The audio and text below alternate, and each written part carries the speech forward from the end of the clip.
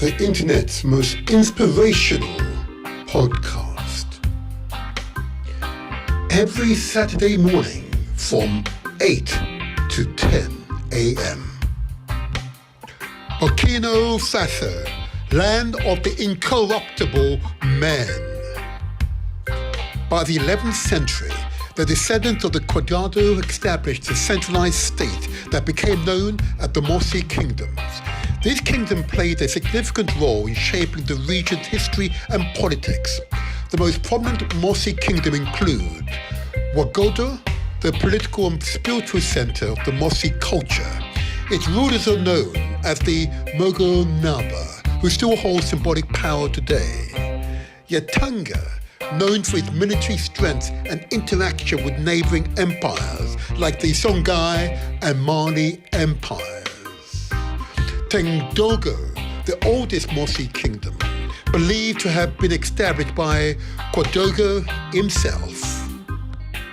Burkina Faso, land of the incorruptible man. Mogonaba, king of the Mossi. Mossi represents 40% of the population of Burkina Faso, 6.2 million Mercambes. Burkina Faso's diverse ethnic group contribute to a vibrant cultural landscape, deeply rooted in traditions. Here's a deeper dive into their traditions and history. Many Mercambes communities contribute a strong connection to traditional African spirituality, even alongside Islam and Christianity. Traditional practices centered on ancestral worship, paying respect to ancestors through rituals, offerings, and ceremonies. Nature and spirits, belief in natural spirits and the power of sacred objects. Community ceremonies, life events like births, marriages, and funerals are celebrated with elaborate rituals and dances and sacrifices. Festivals and ceremonies include Festima, the international mask festival held in Ouagadougou, showcasing traditional masks and dances, a celebration of cultural heritage and artistry. Nabaska Mossi Festival honors chiefs and unite Mossi communities. Pan-African Film Festival celebrates African cinema and is one of the largest cultural events in Burkina Faso. Burkina Faso, land of the incorruptible man. President Thomas Sankara, from 1982 to 1987. The country of Upper Volta changed its name to Burkina Faso on August 4, 1984. The name change was part of a broader transformation initiated by the revolutionary government of Captain Thomas Sankara, who came to power in a coup in 1983. The name Upper Volta was a colonial construct given by the French, referring to the country's location along the upper reaches of the Volta River system, black, white, and red Volta. Sankara wanted to reject the colonial legacy and promote a name that reflected the country's unique identity and aspiration. The new name was chosen to represent all ethnic groups in the country, fostering unity and pride amongst the diverse population.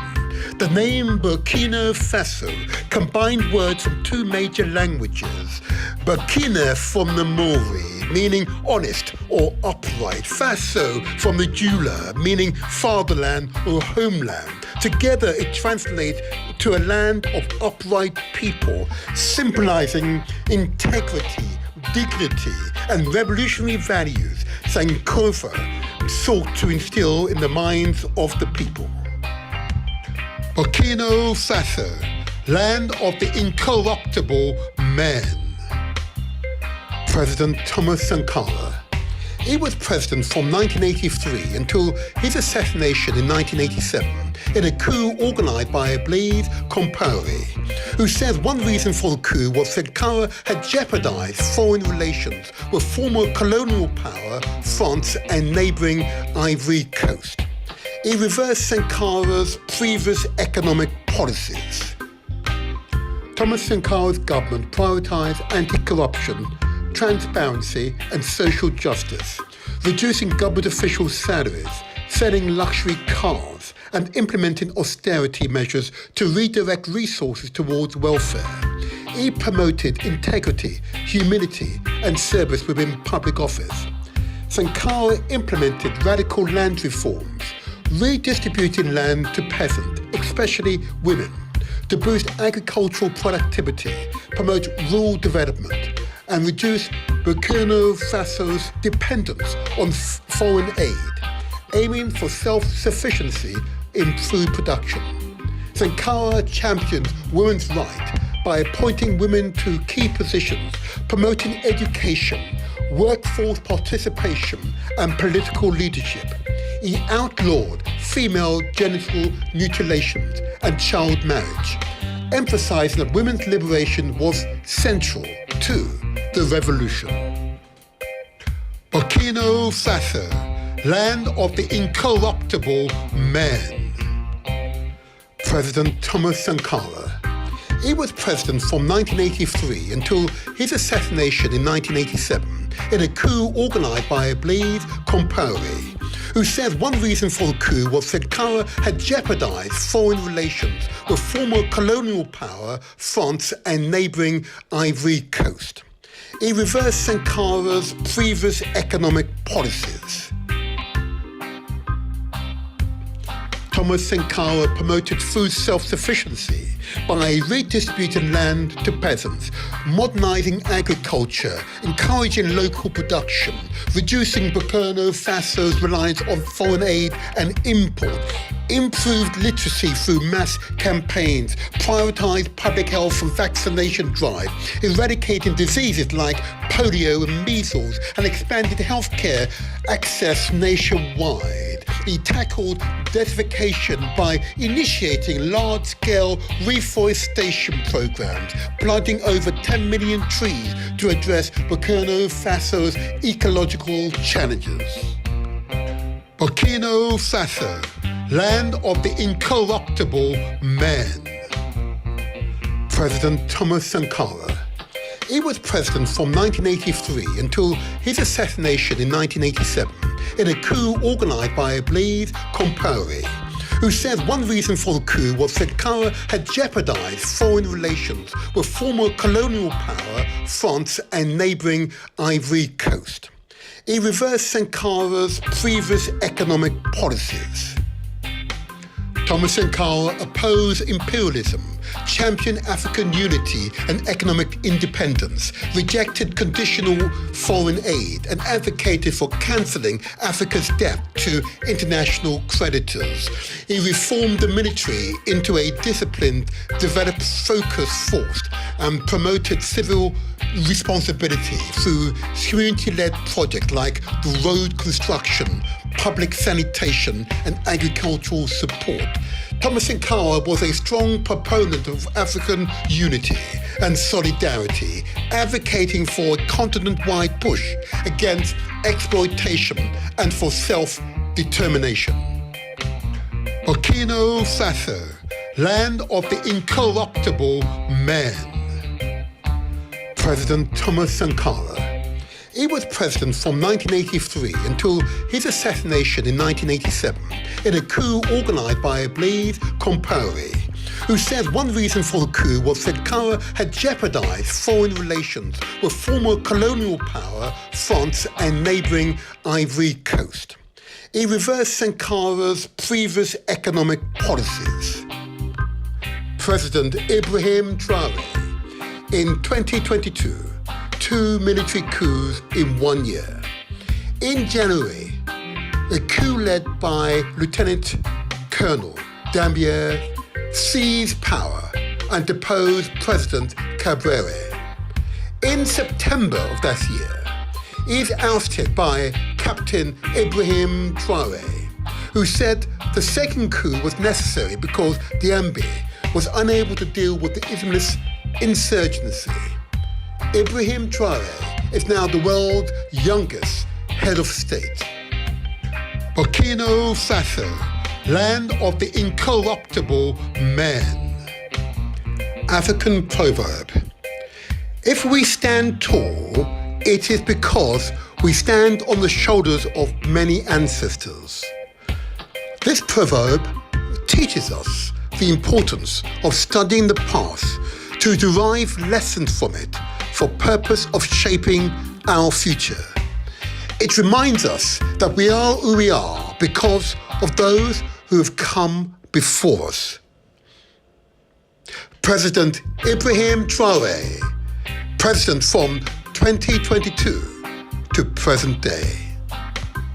Burkina Faso, land of the incorruptible men. President Ibrahim Traoré, justice, equality, self-determination. Burkina Faso, land of the incorruptible men. President Ibrahim Traoré. In 2022, 2 military coups in 1 year. In January, the coup led by Lieutenant Colonel Namimba seized power and deposed President Capt. In September of that year, he was ousted by Captain Ibrahim Traoré, who said the second coup was necessary because Namimba was unable to deal with the Islamist insurgency. He is now the world's youngest head of state. Initiative undertaken, security and anti-terrorism effort, military mobilization. Traoré declared a general mobilization to combat insurgent groups, aiming to reclaim rebel-held territories and enhance national security. Foreign policy and international relations. Traoré expelled French forces, pursued win-win partnership with nations like Turkey and Russia, and supported regional integration through a proposed federation with Mali and Guinea to enhance military-led cooperation. Political developments. Traoré's presidency, as extended by 5 years in 2024 through national consultation and transitional charter, was adopted, formalizing his role and the government structure during the transitional period. Burkina Faso, land of the incorruptible men. President Ibrahim Traoré, justice, equality, self-determination. Initiatives undertaken. Reasons for leaving ECOWAS. Ibrahim Traoré's administration prioritized greater autonomy, distancing itself from traditional Western powers and international organizations like ECOWAS, which is viewed as influenced by foreign interests, particularly those of France. Burkina Faso left ECOWAS after 2022 coup due to tensions over sanctions and the bloc's interventionist stance. Traoré rejected external influence, prioritizing autonomy and forming an alliance of Sahel states for regional cooperation. The formation of the Alliance of Sahel States under Traoré's leadership, Burkina Faso's Mali and Niger formed the Alliance of Sahel States in 2024 to strengthen military, economic ties, promoting regional self-reliance and collective security. Burkina Faso, land of the incorruptible men. Initiatives undertaken. Energy infrastructure. Under Traoré's leadership, a 7.5 megawatt thermal power plant were built in the Fada de Goma, and 40 communities and 90 villages were electrified. Additionally, 25,000 solar lamps were distributed to 400 schools to support education. Burkina Faso approved its first gold refinery, inaugurated a mine tailing treatment plant, and suspended export permits for small-scale gold production to combat illicit trade and formalize the artisanal gold sector under Traoré's leadership. Solar lamp distributions. Deployment of 25,000 solar lamps in 400 schools has facilitated education in off-grid areas. Justice, equality, self-determination. Ouagadougou Airport, a 420 million redevelopment, will generate 5,000 new jobs for the Burkina Faso people. The new terminal will attract 1.5 million passengers per year. Justice, equality, self-determination. The country's first gold refinery, annual refining capacity of 150 tons, is expected to create 100 direct jobs and over 5,000 indirect jobs. The country's move towards local processing of gold. Justice, equality, self-determination. Investing in road construction. 343 kilometers of new highway in 2024. Roads facilitate regional trade and neighbouring countries' road links to the capital of Ouagadougou and the diaspora region. Improvement to the Kaya Highway and Ouagadougou-Zenaria Highway. Justice, equality, self-determination. The Zulu solar power plant boasts an impressive capacity of 33 megawatts. These initiatives are a step towards reducing reliance on fossil fuels, mitigating climate change and fostering sustainable economic growth. Justice, equality, self-determination. The Ouagadougou high-speed train project will link the capital of Burkina Faso and the Ivory Coast over a distance of 1,150 kilometers.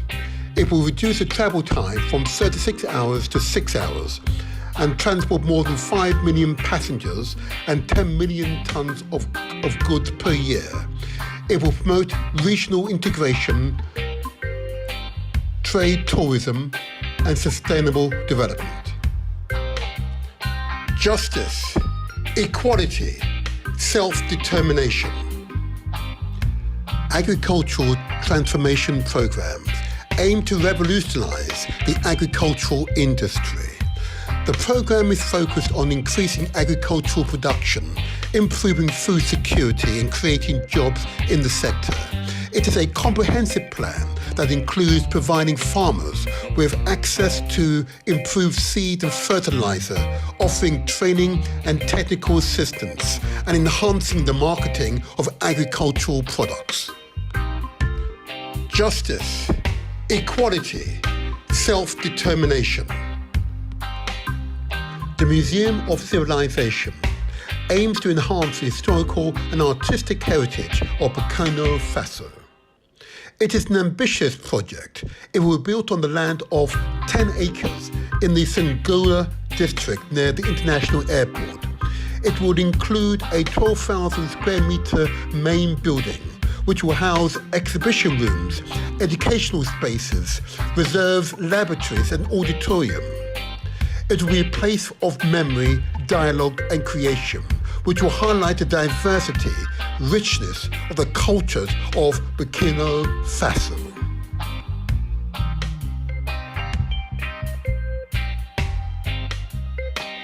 Ibrahim Traore is president of Burkina Faso, land of incorruptible men.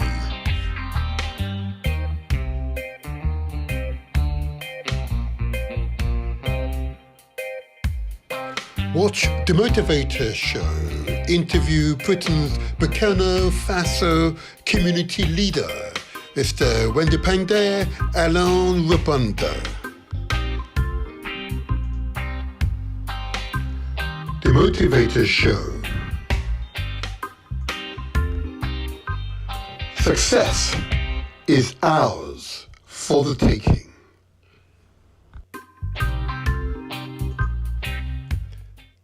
Oh, yes.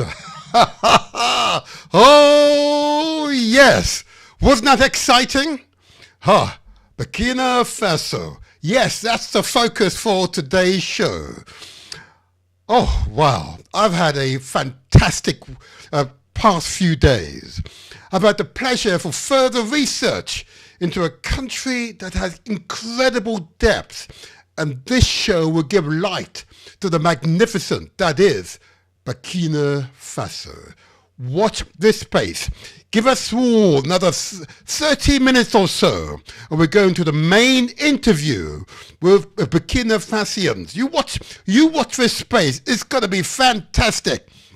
What this is, the Motivator show. This is where we translate our words into action, and where success is ours for the taking. That you have to believe. That you have to believe. This is very much a mindset. Very much a mindset. This is where you overcome your hesitation. This is where you translate those words into action, and they are meaningful actions that have a direct impact on your life, your family's life, indeed your community's life, society's life. You are no longer down, you are up. Yeah? You're no longer downcast, you are upcast. Yes. Yeah. Anything is now possible. You're now with the Motivator. This is where we translate our words into action, because success is ours for the taking. And you gotta believe it. I know there's some people out there who don't believe it. You know what? I defy you to say otherwise. I want you to, come on, give yourself a clap, give yourself an applause, give yourself an applause. Recognize who you really are.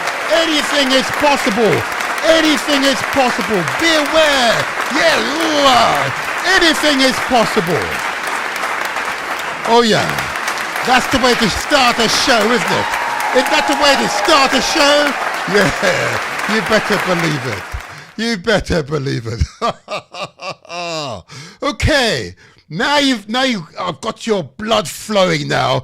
You're now getting hotter. You're ready for this, are you? You're now receptive to the information. Because that intro video is really a mark of why these shows are here. Mm-hmm. Today is a great man's birthday, you know? Today is a great man's birthday.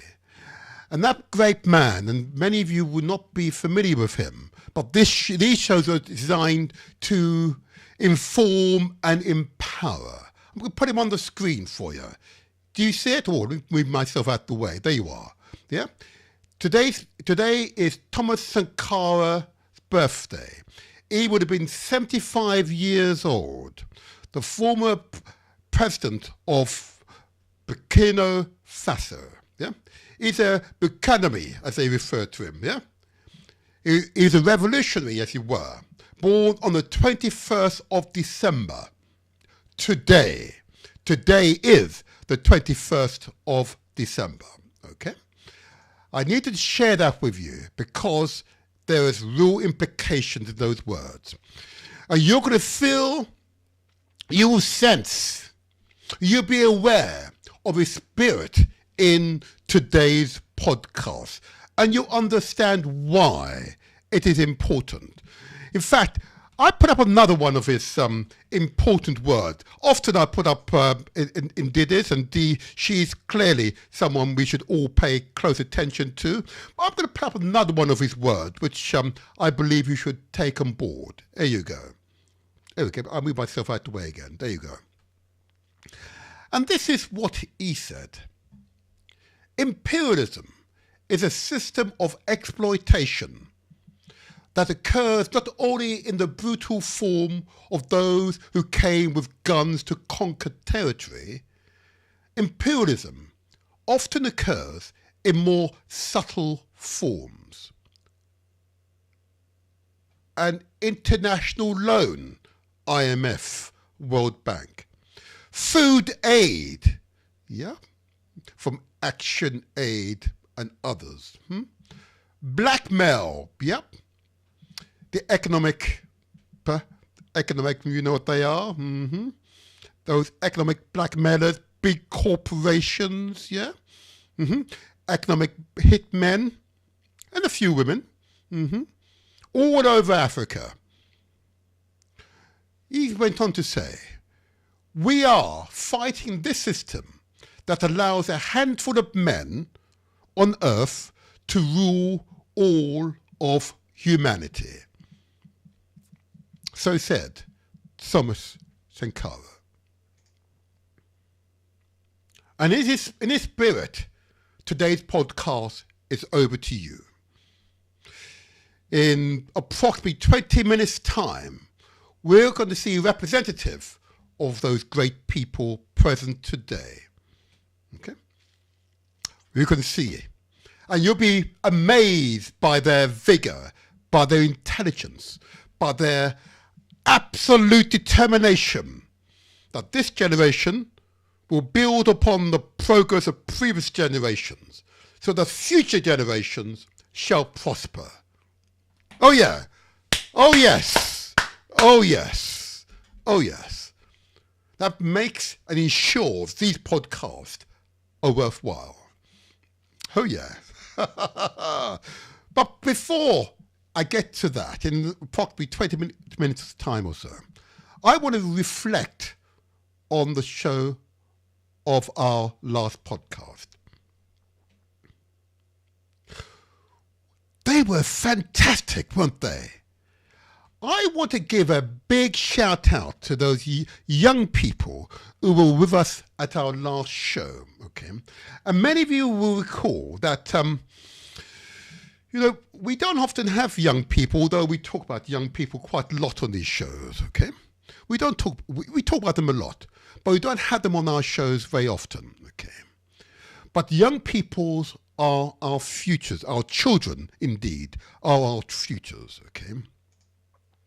So it's so important that we support the young and their development. Yeah? And that's part, an aspect of my passion. I want to give a big shout out to Winsome Duncan, the founder and leader of the Look Like Me CIC. She's finding those wonderful children, those young people, and helping them to develop their creative, their academic, their personalities, so they can become good, upright men and women, he says, future husbands and wives, who become good mums and dads. She's putting in the place, she's like a brickworker, putting in the bricks so that the wall is firm, is deep, is firm, is strong, and can withstand all weathers. A big shout out to Winsome Duncan. Thank you, Winsome. Thank you, thank you, thank you for all of your work. And long may you continue your work. Oh yeah, I'm going to give you the official claps now. There we go. I'm going to give her the clap. She likes that. Oh, yes, yes. Yes, Winsome. Yes, Winsome. Continue that work. Continue the work. Continue the work. It is vital work. Absolutely vital. Yeah. There you are. More work for you. More work. Oh, yes. Thank you, Winsome. Thank you. With people like that around, I'm assuring you, success is assured. Success is ours for the taking. And I know you understand that. I know you can feel it. I know you can taste it. It is there for you. It is there for you. Don't let others say otherwise to you. So thank you, thank you, thank you. And for those mums and dads, and for those our children, those young people who were present, were they not wonderful, handsome, beautiful people? Yeah? You saw that young man, you saw the young ladies. They were handsome and beautiful people. Yeah? Just good people. Wow. Well done, well done, well done, well done. And I say again, Winsome, whatever you've got going, you tell us what you need from us and where they're supporting you. Oh yeah, oh yeah, oh yeah, oh yeah. All righty, all righty. The next part of the show, now I've recognised Winsome. It is necessary for me to quote a few There are a few quotes I want to give and share with you, because those quotes, of course, are quotes of people who are inspired, okay? And it's always necessary to provide continue to provide inspiration. But before I say any more, if you're on YouTube and you're watching this podcast and you haven't subscribed, it will help us out a great deal. Because we want to get to 10,000 subscribers by this time next year, if not sooner. Help us out. Give us a like, or subscribe. It's free. You simply receive notification. It helps the YouTube algorithm to recommend these podcasts to others in the many millions who are subscribed to YouTube. Please subscribe. It will help us out a great deal. But without further ado, let me first remind you that this show is going out on many platforms. Just want to remind you of the platforms it goes out on. This show, of course, if you're on YouTube, you'll be well aware it's under the Motivator show banner. If you're on Facebook, of course, it's on the Motivator show banner. And if Mixcloud is live now under the Motivator show banner. And of course, recordings are always on YouTube, Facebook and Mixcloud at any time. Excerpts are provided to you via Instagram and TikTok. Please follow us there too. Thank you. Thank you. I want to give a big announcement, of course.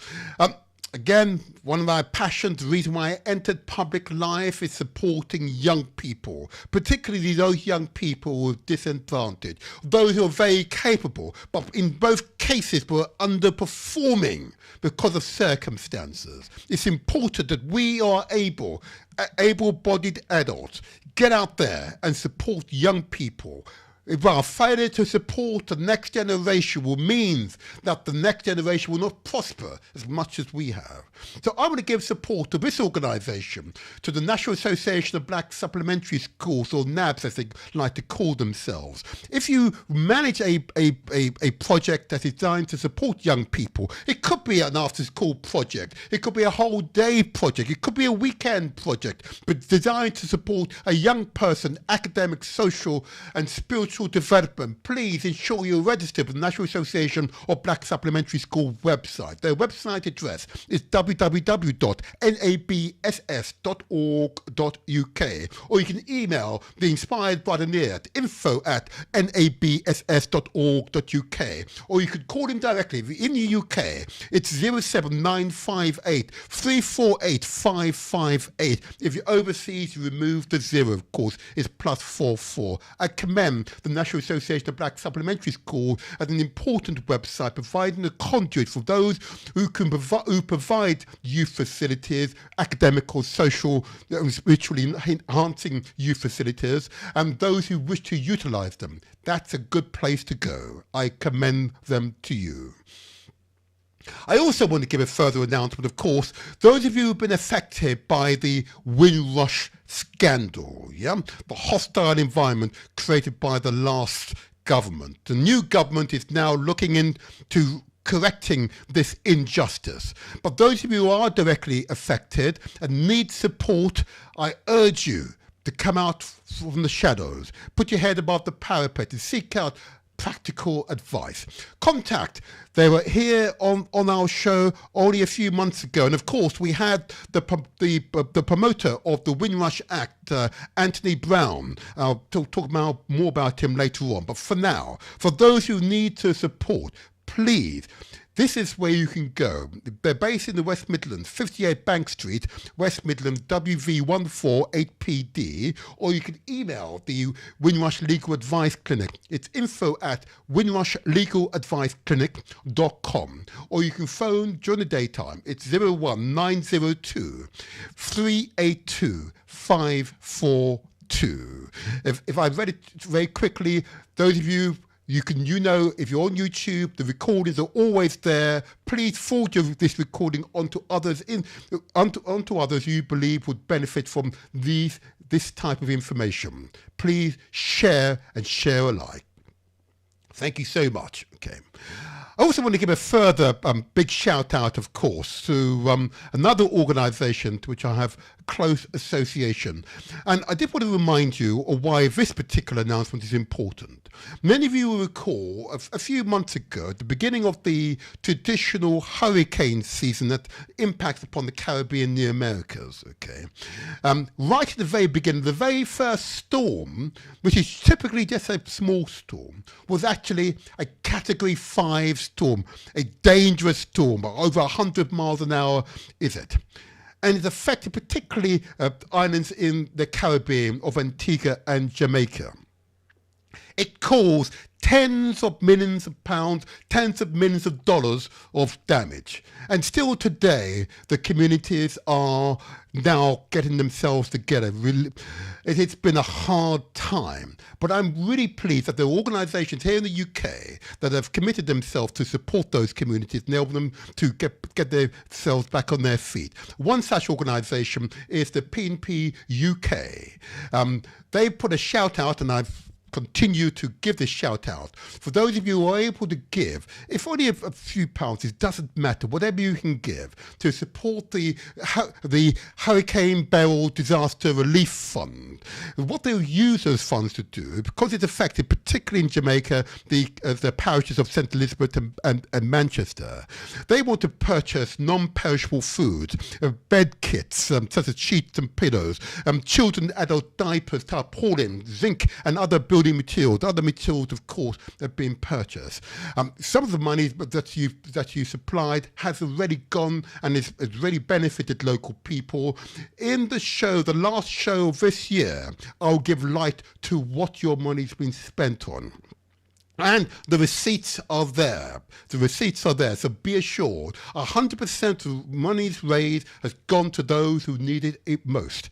If you are able to contribute still, the need is still enormous.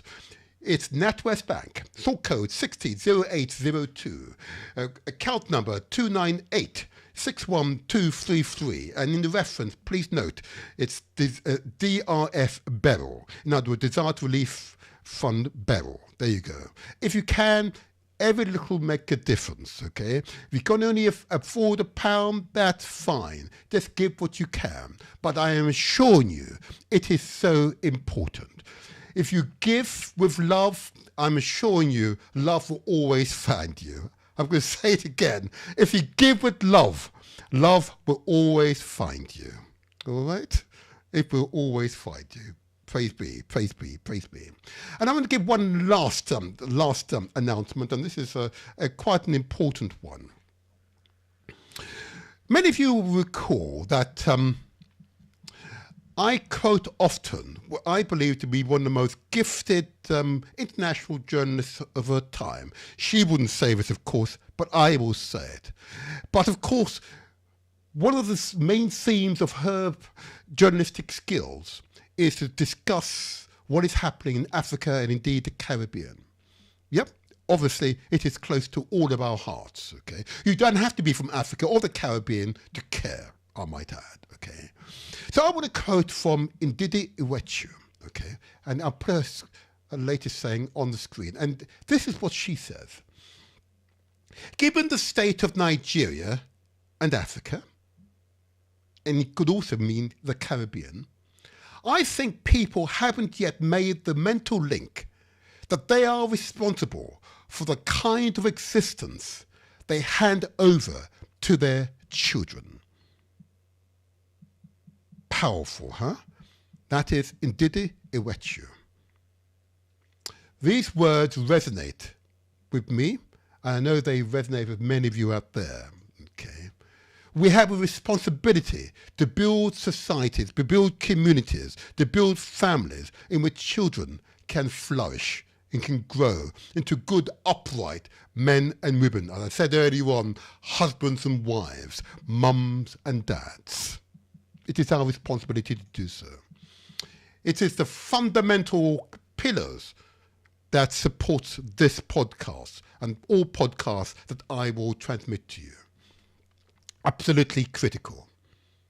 So thank you, Ndidi. Wherever you are, I've been trying to get hold of her. I trust she's well. But, I'll speak to her soon enough. But shout out to you, a big shout out to you. Long may your works continue. Okay. I did want to say before I continue now that if you are viewing this live and you are on either YouTube or Facebook, you can communicate with the studio.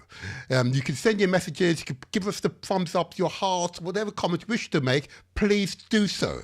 Please do so. I'd love to hear, and it's always good to see your interaction, your responses to some of what I say to you, okay? It is really important. Thank you, thank you. And now I want to move on to another pillar of these transmissions, and that is, of course, our health. I cannot get away with it. Many of you will be aware I'm the elected public officials. I see the official figures, and they are really figures that make for uncomfortable reading. The prevalence of diseases and conditions in our community, which are our own goal, in other words, we do it to ourselves, is profound. Levels of diabetes, high blood pressure, obesity in the community, often conditions caused by our lifestyle, is off the charts. So I want to share with you a few messages that addresses health, our lifestyle.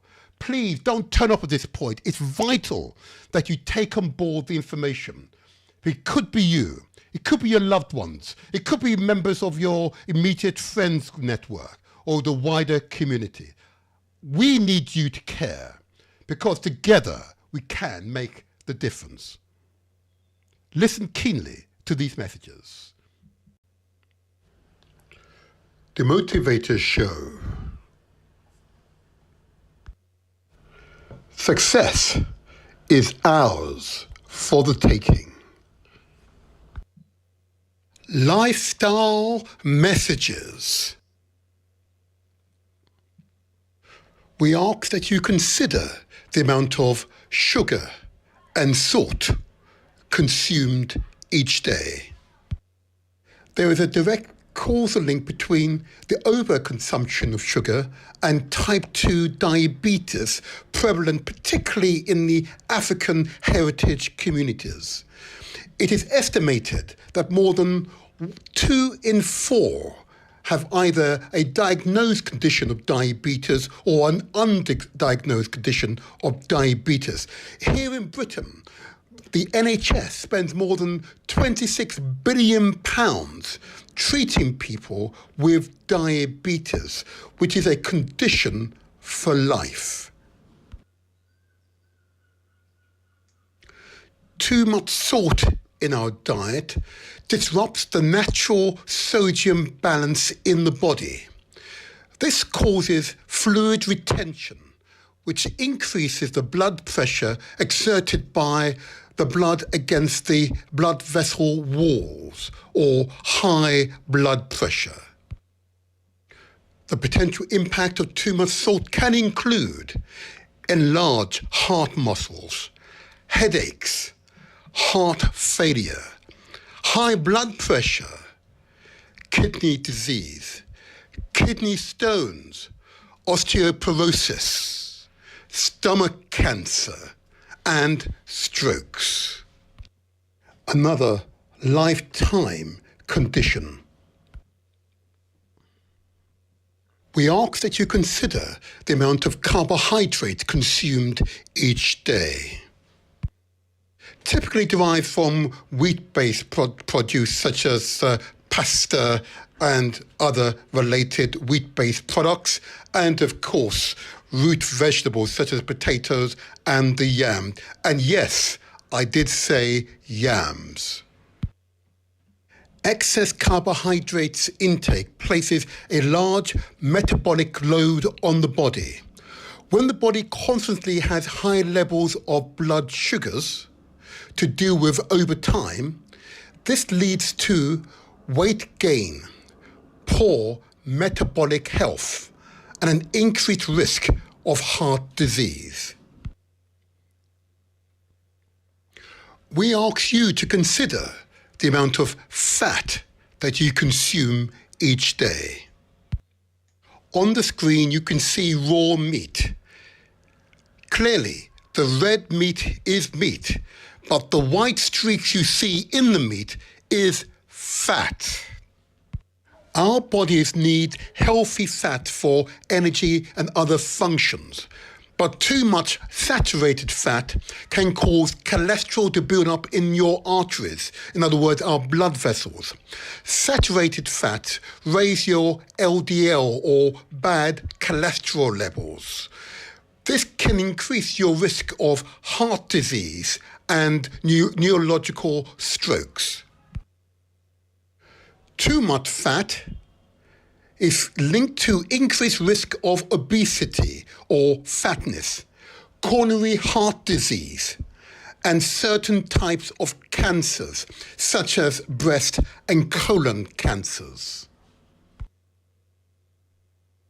On the screen, you see a partially blocked arteries, mainly made up of fatty acids and other ingredients mentioned previously.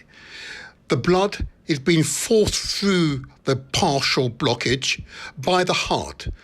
Another consequence is, of course, increased hypertension or high blood pressure.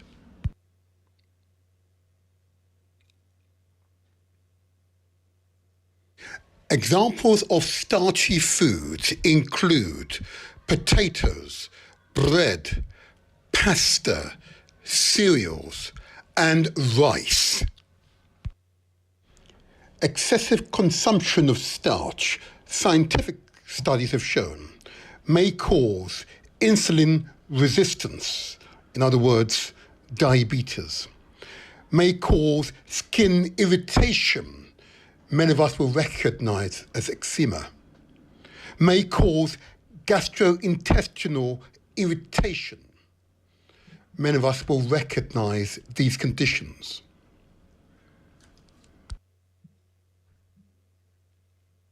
On the screen, you can see the examples of the consequences of our lifestyle.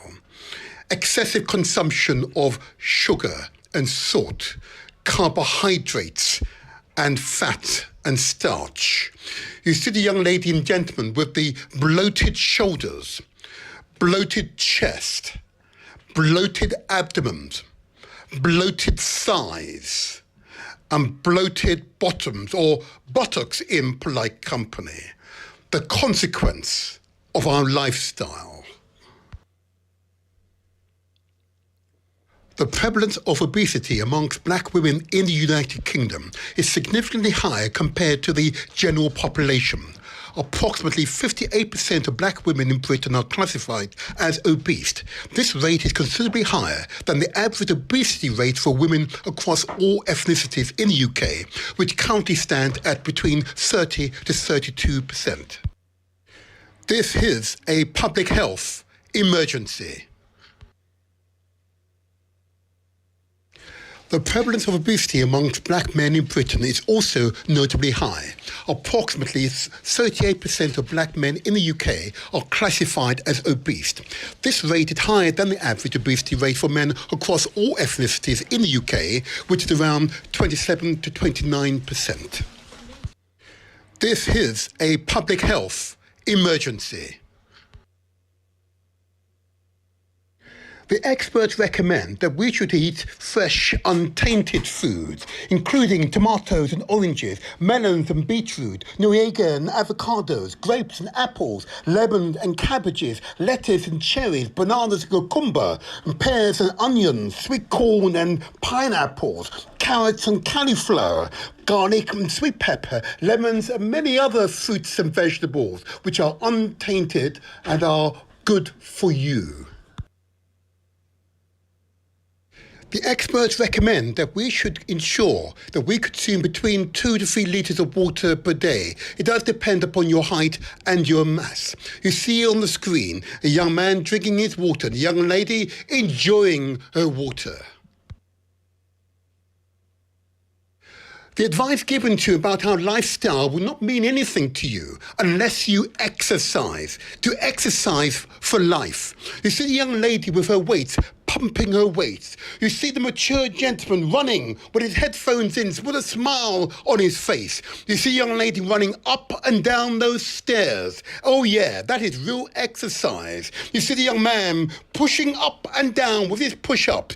This is exercise. Our bodies need exercise.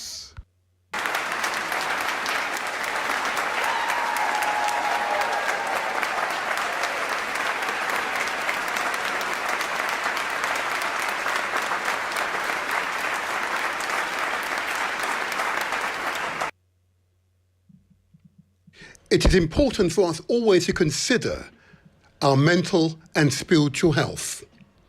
If you have concerns about your mental health, please seek out professional advice or speak out to those you most trust. I trust that they will seek out the right advice and support for you. And of course, as human beings, we are truly spiritual entities. It is important to speak to your spiritual advisors.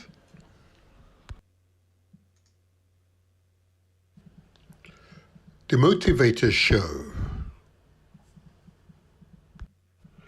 Success is ours for the taking. Yes, I said that. Absolutely right. Absolutely right. And what I'm heartened by is the numbers of you who responded to these messages. Yeah, many of you coming together regardless of your religious affiliation, regardless of your education, regardless of your ethnicity, Jamaicans and Nigerians, yeah, Sierra Leoneans and Zimbabweans, yeah, and indeed Burkina Fasians and Trinidadians coming together in common aim and common purpose, understanding we work together, we can all ensure we are healthier together. And what I'm heartened by, they're pooling their resources, purchasing facilities so they can exercise together. I have for you an example of particularly Africans from the Caribbean, from the continent, from Britain, coming together in common aim and common purpose and making a difference in their lives, transforming their health profile, getting real purpose to their lives, transforming their lives' expectations. I want to give praise to this organisation. They call themselves the Countdown organisation. They're not too far from where I am, so I'm really pleased that we've had that impact. Watch them exercise together. And these are Africans from right across the continent and the Caribbean who've come together in common aim and common purpose. Watch this space. Wow, here we go. Cheese. Famous. Hello, hello, hello, hello, hello, hello, hello.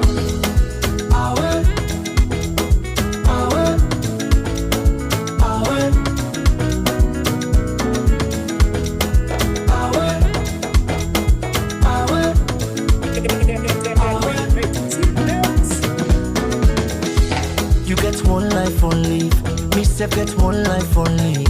Why we no go use am gladdy and enjoy the time?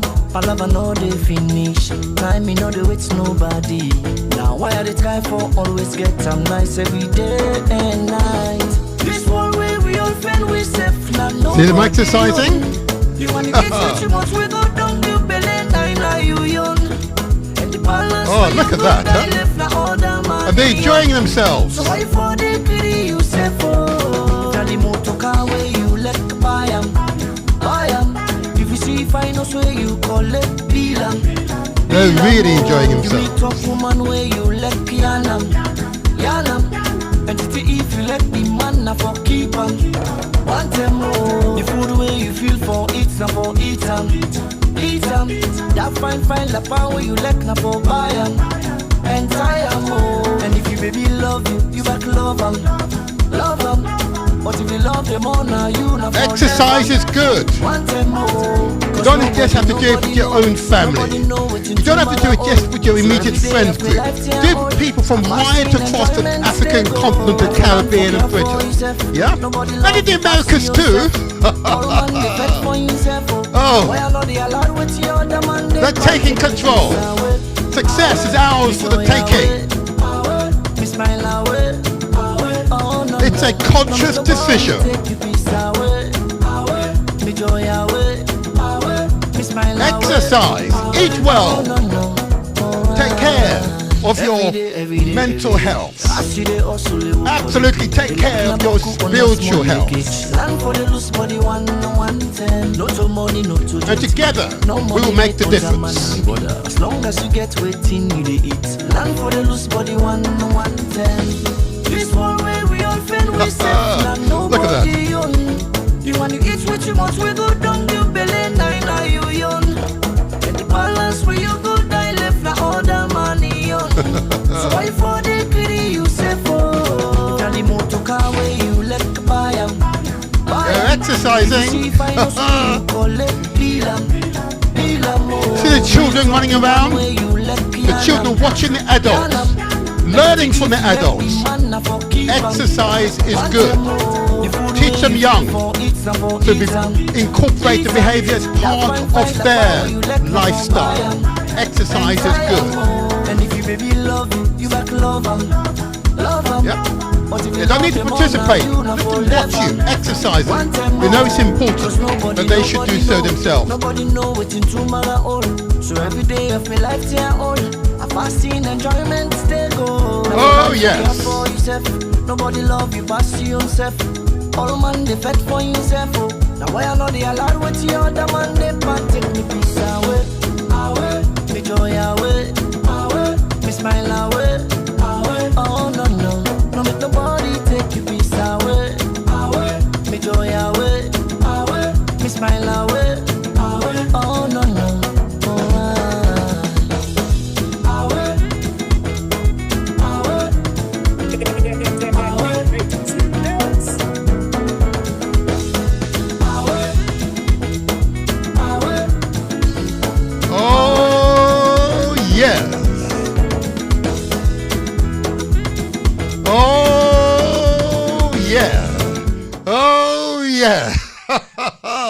You got to give it to them, huh?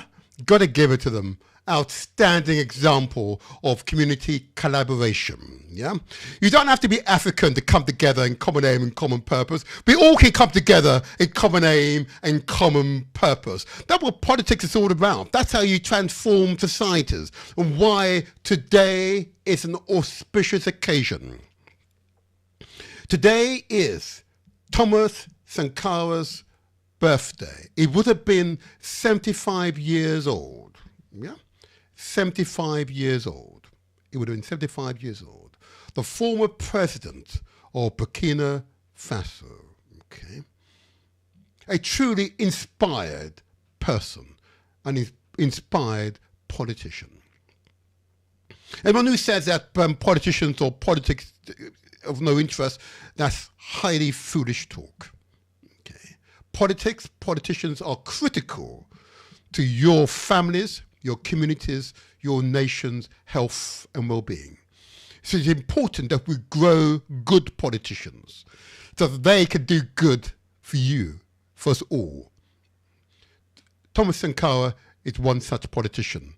And that country, or Burkina Faso, so I did the research in preparation for this show with others, I have to tell you, speaking to my other researchers, just to get a understanding of the country.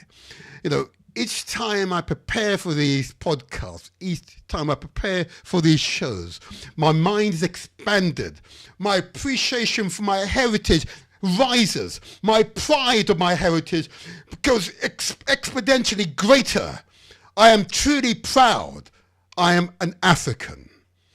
Let me affirm that once more. I am truly proud that I am an African. There's no propaganda that would allow me to say otherwise about myself or about you who are indeed African. Clap yourself. Proud to be African. Proud to be African. Say it again. We're proud to be African. Come on. Say it again. Let them hear you. We're proud to be African. Let me put it up to the string. Yeah, you've got it there. We're proud to be Africans. Oh, yeah. I am firing today. I feel hot today. Oh, yeah. Oh, yeah. It is truly inspirational each time. Soon, we'll be joined by members of the Burkina Faso community here in United Kingdom. You never know, maybe from the country itself, but right now, let's focus on the United Kingdom and let those others join us if they can, okay? Because this is truly going to be an inspirational experience, okay? So what I'm going to do now, I'm going to get them into the studio, but I'm going to play the intro video as a preparation. So if they're listening, sign in now. We want to speak to you right now. We want to get this interview underway because it's going to be, it's full of anticipation. I feel tingling already because I'm such really proud of that country and their current presidents, whose name I've not yet called, but I will call shortly. So I'm going to help them get into the studio. So let's put up, I'm going to put up the intro video, or maybe not. I'm going to put it up in a moment. There you go. The Motivator Show. The internet's most inspirational podcast. Every Saturday morning from 8 to 10 a.m. Burkina Faso, land of the incorruptible man. By the 11th century, the descendants of the Colonial established a centralized state that became known as the Mossi Kingdoms. These kingdoms played a significant role in shaping the region's history and politics. The most prominent Mossi kingdom include Ouagadougou, the political and spiritual center of the Mossi culture. Its rulers are known as the Mogonaba, who still hold symbolic power today. Yatanga, known for its military strength and interaction with neighboring empires like the Songhai and Mali empires. Tendogo, the oldest Mossi kingdom, believed to have been established by Ouagadougou himself. Burkina Faso. I'm going to pause there. As you can see, it's very interesting. If you didn't watch the intro video, I'll play it after the interview. I'm going to bring my guest into the studio now, I think. Let's get him into the studio now. Oh, one is in, and I'm going to go for my second guest. Oh, he's playing his instrument. Oh my God, there you go. 1 second, let me bring the other guest in as well. Let's see if we can get him in. Oh, there he is. This is a young man. Okay. Good morning. Good morning to you both. How are you? How are you? Morning. Good morning. Good morning. Good morning. Good. As you can see, as I prepared for this particular podcast, the preparation is another one of those inspirational experiences to study the history of the country that we now call Burkina Faso. It's truly been an inspirational experience, an eye-opener and further insight into the history that the majority of Africans, whether it be on the continent or indeed here in Europe or indeed in the Caribbean and the Americas, are not taught. We need to put that right. And today we begin that process of putting it right. I've got two very interesting young men. Okay. I can say young men because I'm somewhat older than them. Apparently. Yes, that's okay. There you go. Oh, there you go. I had the pleasure to speak with them earlier this week, and it was truly inspirational. So what I'm going to do, I'm going to ask them to introduce themselves first of all, and I might, introducing themselves, I'm going to ask you to give your name, the organization that you belong to, and also conclude by telling us, sharing with the audience, who's inspired you to be the man you are today? I'm going to go to Mr. Chairman. I'm going to say Mr. Chairman. He will give his name in a moment. Mr. Chairman first. So, after you. Go ahead. Hello, everyone. My name is Wen Payarde Alain Luamba. I'm from Burkina Faso.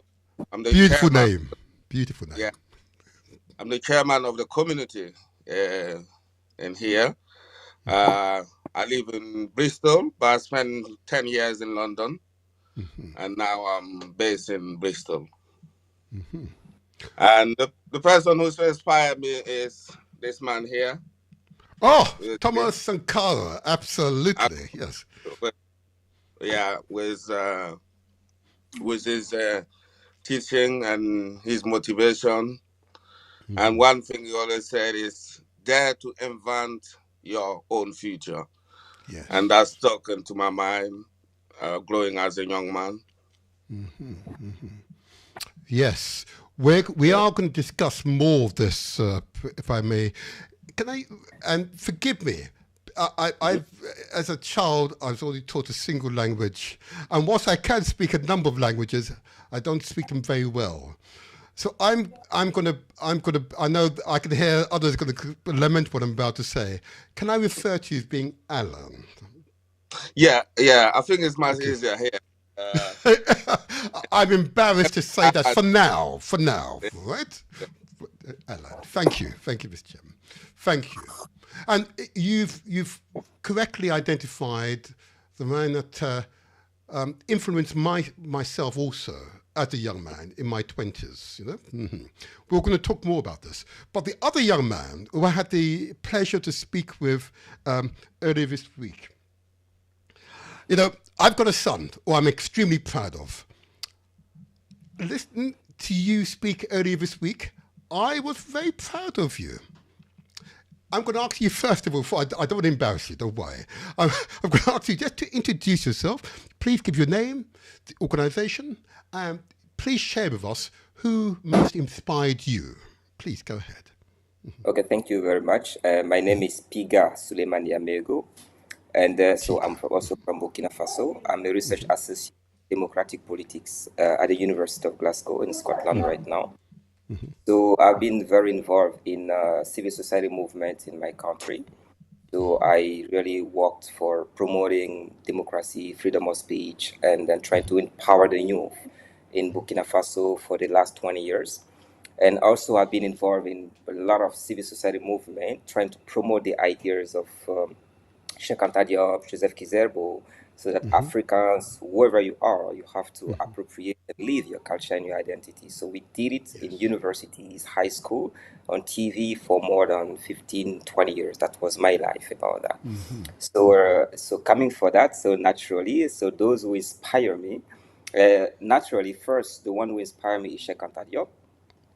Cheikh Anta Diop, because of his deep knowledge and scientific way of proving that no matter where you are, as African, we can prove to the rest of the world what we bring to the world, and we are not like savage. And then to this knowledge, I translate it to Thomas Sankara, saying that bringing this knowledge to Thomas Sankara, this naivety of the revolution, this innocence, this love for the people, like bringing it to make some transformational change, right? Because Cheikh Anta Diop was more of researcher and intellectual. Sankara was more practitioner. And then the combination of two would have been the best leadership we needed for Africa to move forward in the diaspora. So that's what I inspired. You see, people, I told you we'll be proud of him. Okay. I don't want to embarrass him, but I'll come back to you. Thank you, Tiga. That was an excellent introduction. Okay. Yeah. If I may go back, to Alan, because, of course, I noticed, Alan, when you came on a moment ago, you had an instrument in hand. You, as it were, what were you doing? Meditating? What were you doing there? Come on, first of all. Instrument here. What is that? It's an African harp. Okay. Called Ngoni, Kamale Ngoni. It's used in Burkina Faso. It's called the young man harp. Ooh, so, to charm the women. Yes. Oh my. Yes. I'm also a musician, so I keep my instruments with me. Wow. I love traditional instruments, so yeah. I represent the culture all around the country, so I do schools, care homes, and hospitals. Small, like also music therapy, and special needs schools, and also we do team buildings and corporation. We're working with. Okay, an African harp. Let's see it. We can't quite see it. Put it on the screen. We can't quite see it. That's it. There we go. That's it. That's it. That's it. There you are. mums and dad, boys and girls, young men and young women. Yeah, there you are, an African harp. And you teach people how to play this instrument as well, do you? I do teaching as well. Teaching schools. We use drums as well. The Okay. African, Brilliant. this kind of instrument, yeah. A man of many talents. Thank you, Ellen. Thank you for that. That's it was just useful to see that. I was almost tempted to ask you to play, but I'm conscious of time. But maybe another time we'll get you back just to play for us, because it's a bit of our cultural heritage. You know, again, not discussed sufficiently. But what I want to do before I go into the interview proper.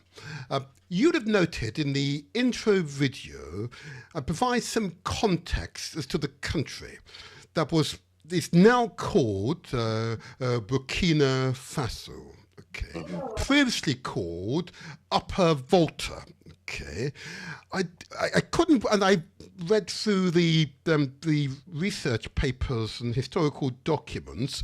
It's to identify a name for the area prior to European occupation. And I'm interested, because I've got possible names, because I said the Mossi Empire, but you can answer that question, because this will help both the boys and girls, the men and women who are ignorant like me, okay, and the wider African community to appreciate the richness of this part of the world. Who can respond to that question? What was the name prior to Upper Volta that was given by the European colonizers? Yeah.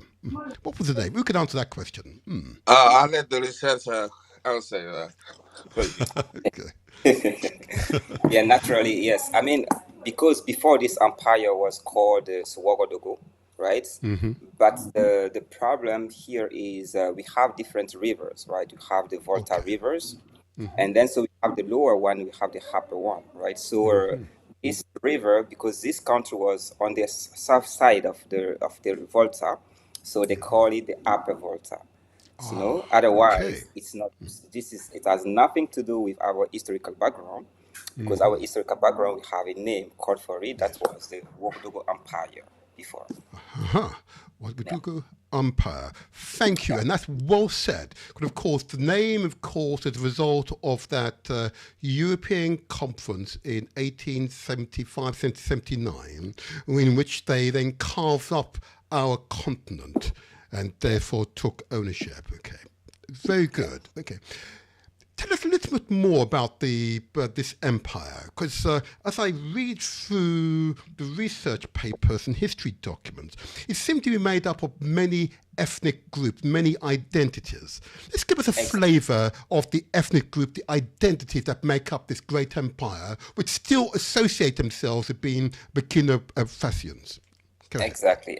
And this is great, and that's what makes the beauty of this country, you know, because it's a country of people, and even Thomas Sankara, what he gave the country of upright men, because we're going to reach there, he take it from the origin of the people. Yes, for example, it is known worldwide that people from this area, wherever they go, they have to finish their life in the motherland. My dad, for example, lived in Ivory Coast for more than 50, 60 years, but he just passed away in the village home, because he said, I have to go back home and I have to finish it. This is the idea of our country. So this area before, we come from the Ghana, right? There's an area in Ghana, neighboring Ghana, called Gambaga, where our ancestors were. So before the first Mossi people, which represent 50% of the population, come to the area right now called Burkina Faso, we have some ethnic group existing there. Now we call them Bisa, Gurunsi, Bobo, all those different ethnic groups, they're residing in this area. And they were called, they were not really, they were free minds. So that's why we can teach the West, and that's what I do here, that democracy didn't start from this side, because there were freedom of expression, freedom from oppression, and they refused some kind of leadership, that's hierarchy.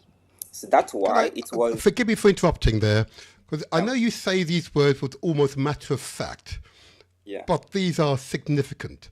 So exactly. I know I'm going to ask you just to repeat what you said, but say it slower, because there are those who are watching and learning. Democracy started in Africa. Explain again. Just say that again very slowly so it's heard. Yeah, go ahead. Exactly. For example, when you take these people, this group of people, they were called Géronto Democrats. In French, means that the early democracy. It means anytime a decision has to be taken in the society, it should involve all the different parties, and they have the older people under a very big tree. They sit around and then they discuss and they make choices. So these people, they really cherish their freedom and independence. They refuse all forms of oppressions, all forms of domination, and they do exist today. Even today, in the country right now in Burkina Faso, we know them are being free and independent people as ethnic group. It never disappeared.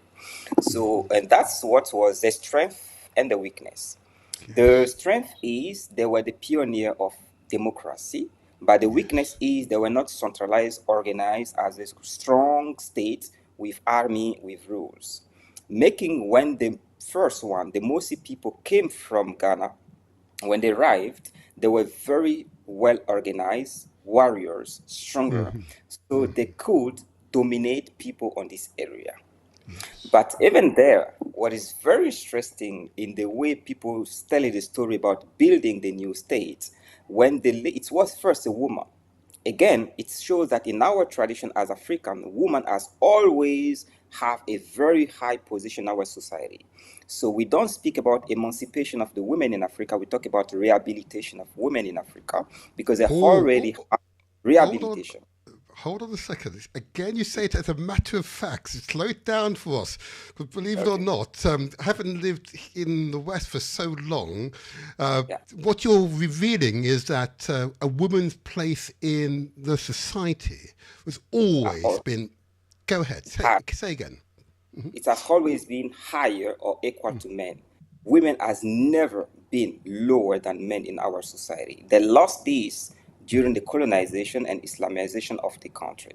But in African tradition, they always been, and even us, we always belong. Alan can convince. We always say you have to fear your mother, like kind of, you want the mother blessing and power compared to your dad. Even in terms of kingdom, right, how to inherit from the kingdom, we have the woman, the mother of the king, the throne. She always plays a very important role. So that's why even when the Mosi were warriors coming, ask Alan, who is our mothers, the ancestor? Is Yenenga, right? She's a woman. Yenenga, yeah. Exactly. It's the woman warrior. A woman warrior. The woman warrior. He is the origin of the strong empire of Ouagadougou. But to show again, interestingly, the way the framing of this story, they want to say, look, we come from Ghana, we came in this area, but we didn't oppress the people staying there. They say the Yenenga got married with one of the natives of the area. It's a Bisa, who is a kind of a hunter that he met. That's from this person that his son came, is a Ouedraogo. I think you are Compaoré, right? Or you are Ouedraogo, Alan? Rwamba. Eh? Rwamba. Rwamba, okay, yeah. Because next we can discuss about the names because I did a TV show about the origin and the meaning of different names. Yeah. So I might quiz him in a moment about that, but because you said it as if we all know what that means or what is significant of that name. But so I'm going to slow you down because it's really important. You are a rich source of information, and there are millions out there who are unaware. So you've used a descriptive of people to which we have little or no knowledge, and I'll look up my references in a moment. But I don't. So I'm going to ask, and please, sorry to interrupt you there, TK. Just ask. Your peoples, Alan, you describe them, but who are they? Just give us a flavour of who are they? What's their tradition? The tradition, the people. I'm from the Mosi tribe, which is the language is called More, and the people are called the Mosi. As he was trying to explain to you, as the reference of the Mosi is a queen from a princess, we call it, a princess who ruled from northern Ghana, a place called Gwambag. The place actually today called Ouagadougou. We meet a local, a Bisa hunter that was there, and together they actually get together and had their first son. And the first son was given the name Ouedraogo. Ah, that's where it comes from. Right. Okay. Yes, Right. and the name Wedrago mean just simply male the male horse, because Yeah. she was making reference to her horse that rode her all the way to this place that he met his husband. So Thank you for that. And you said it very well. You said that very well. I know you're a teacher. You said I can tell you teach. Thank you for that. But that's a really good summary. Let me go back to TK, because he was in the flow, but I interrupted him. Forgive me. It just that allows others to understand each of the words you're using. So they're writing it down, and I'm sure they're using their search engines right now, looking up each word. So continue, TK. Yeah. So that's interesting. So to continue with what my brother Alan says, so now you see the idea is to say, as warriors, driven so by a woman coming from Gambaga, from Ghana, they get on that area called Burkina Faso in 1050. All right, and 1050, that's why you put it well, 11th century. And then from there, they start to have the different kingdoms in the area that are going to become the Mosi Empire. Sometimes people say kingdom. There are very different discussions about that. And what is interesting about the establishment of this, first of all, they have to try to work with the existing communities like Bisa, others, because they needed to build a nation with a unified identity. It has never been easy, because those people, as I said before, they are naturally free and independent.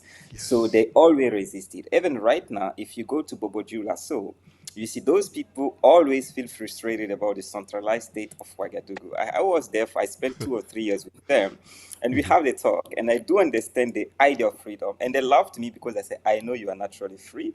You are naturally dependent, but look, let's move forward, right? So this is something very important that you need to know about these people, right? So when they created it, they put in place what they call a constitutional monarchy. And there again, there is a very different with the absolute monarchy in the Western countries and others. Because the Mosi Kingdom, where they put it in place, they organize the different institutions in a very stable way. Meaning, first, from the way they have a kind of what they call the big, like in the US, right? The electoral concept, right? The big one. And they are responsible of electing the future king. But it is said that before the king was born, everything that he's supposed to do was already written. Meaning the king reigned and the tradition governed the states. So within this, there is a need for this king, the Mogonaba, to be very honest with the people. There are a lot of values where the individual within the society have to be free. And when I'm writing a paper about the democracy, when I'm making a comparative analysis between the democracy in Africa and the one in the West, and I said for us, it's a kind of a democracy nested within solidarities, where the individual's freedom is contingent to the group thriving, being stable, and harmony. But here, the individual has the free to be over their society. So I can do whatever I want, as I want. But in Africa, in our main state, what I have to do shouldn't harm my neighbor, right? Indeed. So it's a kind of a Nash equilibrium, because you said the economist, right? It's a kind of Nash equilibrium, right? I need to consider the interest of my neighbor before to maximize the group one. So meaning that the Nash equilibrium ideas is not new for our constitutional monarchy, and mainly in Burkina Faso. Right? So this one, the key Can I three just words. ask just to pause there, because again, there's a lot of information packed into that. Yeah. There's tremendous information, and I want to capture as much as I can, because I want to go into the politics, more contemporary politics in a moment. So you describe the monarch as being the Mogonaba, is that you say? Yes, the Monaba. Yes. Why is it called Mogonaba? What's the significance of that name? Well, yeah, Mogonaba means the Sun Emperor, as a translation, the Sun Emperor. So the Mogonaba oversee all the in every region there is a king that is nominated to represent his people. But all these kings represent pay allegiance to the Mogonaba.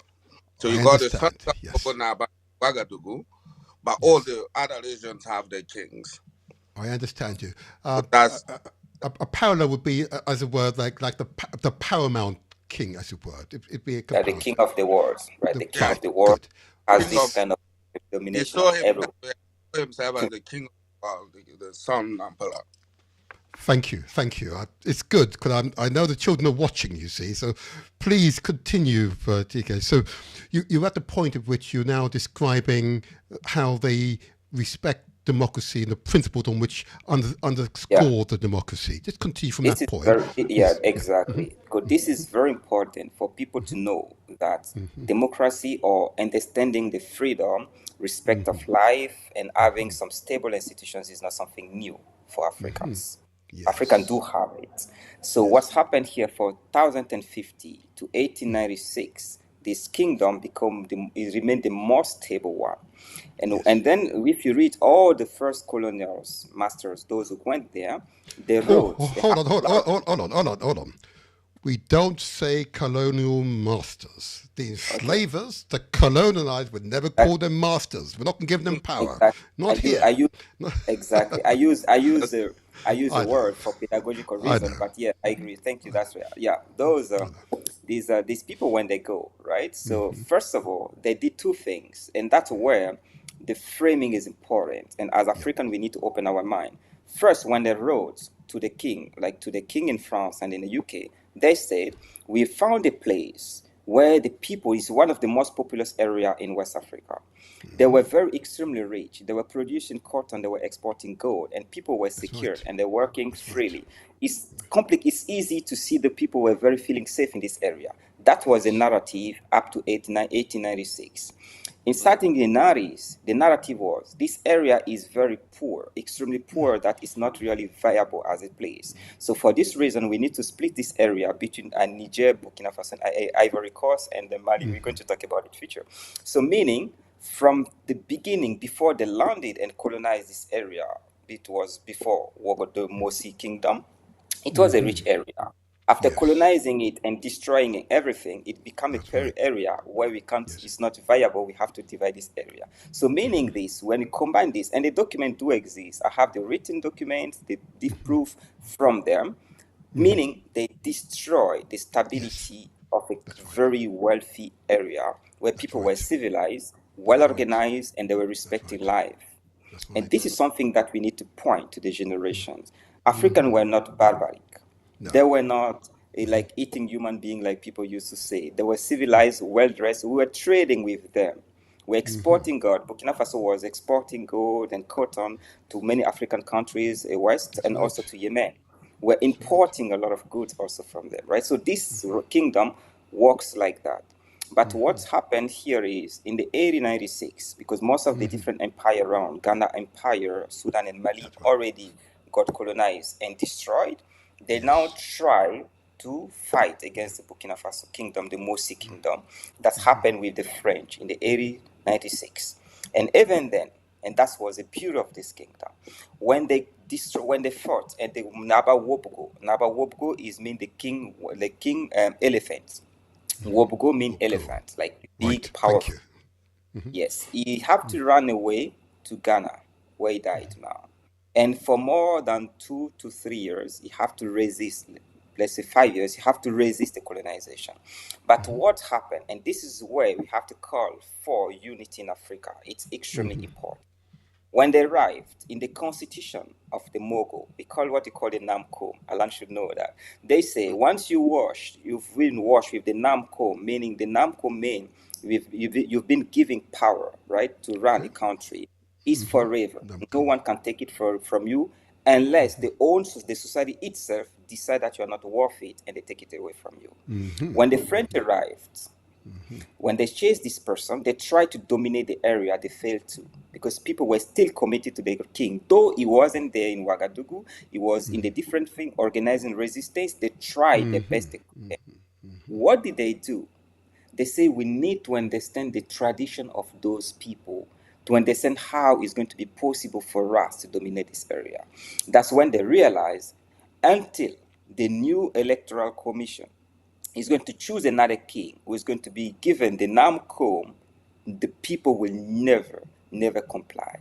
That's when they have to look at, among all the people, those who disagree, have decent grievance with the former president, and they found two of his brothers, the former president of the electoral commissions, those who were frustrated by the former governance, and then they found among them coalitions against Nabawopko, and that's when they have to put on place a new king who is a brother of the other one, and then now it become officially the new king, making the other one less legitimate. Meaning what? If we have to get power or we have to fight as Black people, we need to be strong enough. And we have to work together, and we have to strengthen we need to identify clearly that we have one common enemy, and this enemy could never be another Black person. There you go. Whoa. Whoa. You're a natural Pan-Africanist, if I may say so. Yes. I love it. I have no choice. Beautifully and eloquently described. And there are many who will be watching this who are going to simmer on this. And I want to pursue this line, but I want to get into contemporary time. We might have to have you both back again, because there's much information here to be shared with the people.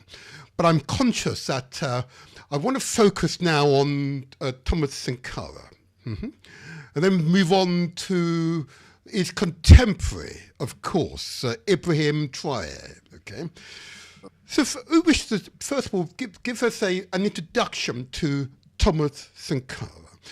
What does he stand for, and why is he such a memorable figure? Who can respond initially? Who can respond? Can I go to you, Mr. Chairman, or not? First of all, you start. Just have a brief response to that. I would say is Thomas Sankara for us is the freedom fighter, the one who actually restored us our dignity and our integrity, the one who actually hold on there. Hold on. Forgive me for interrupting, because you're using important words. The one who restored, did you say our dignity? What did you say? Yeah, our dignity and our integrity. There you are, in dignity and our integrity. I'm going to say it again loud. Our dignity and our integrity. Yes. Powerful words. Please continue. The one who laid the foundation for Burkina Faso to actually stand tall and upright and take his own freedom. And I was just saying, his quote is to dare to invent our future. And with those words, it resonates with us today. And as he said before, he knew he was going to pass away, to die. But his own word was like, kill Sankara today, and millions of Sankara will be born tomorrow. And I think we are the generation that he was talking about. And we are here again to carry on the struggle and the revolution that we have left. Yes. I'm going to affirm it. Yes. No, I'm going to say it loud, because it needs to resonate with the spirit of the people who are watching us today. They must understand it's in this spirit. There we go. Yes. Say it with affirmity. Yes. It really is important. Please, go ahead. And I'm not going to say long. I'm going to say this. What it was saying, we are the heir of the revolution, and for our homeland or death, we should overcome. Absolutely. So I think it's God, and this was ring with us and carry us everywhere we go. So we carry the flag of Burkina Faso is proud, and whatever. You've said it, and I want to note, of course, that today, the 21st of December, he would have been 75 if he had lived. Yep. Exactly. So we remember him. Sorry, go ahead, Tige. Yep, go ahead, Tige. Now, let's build upon what has just been said on what he means to the people. But can you now just develop out into what he actually did during his tenure? Go ahead. Exactly.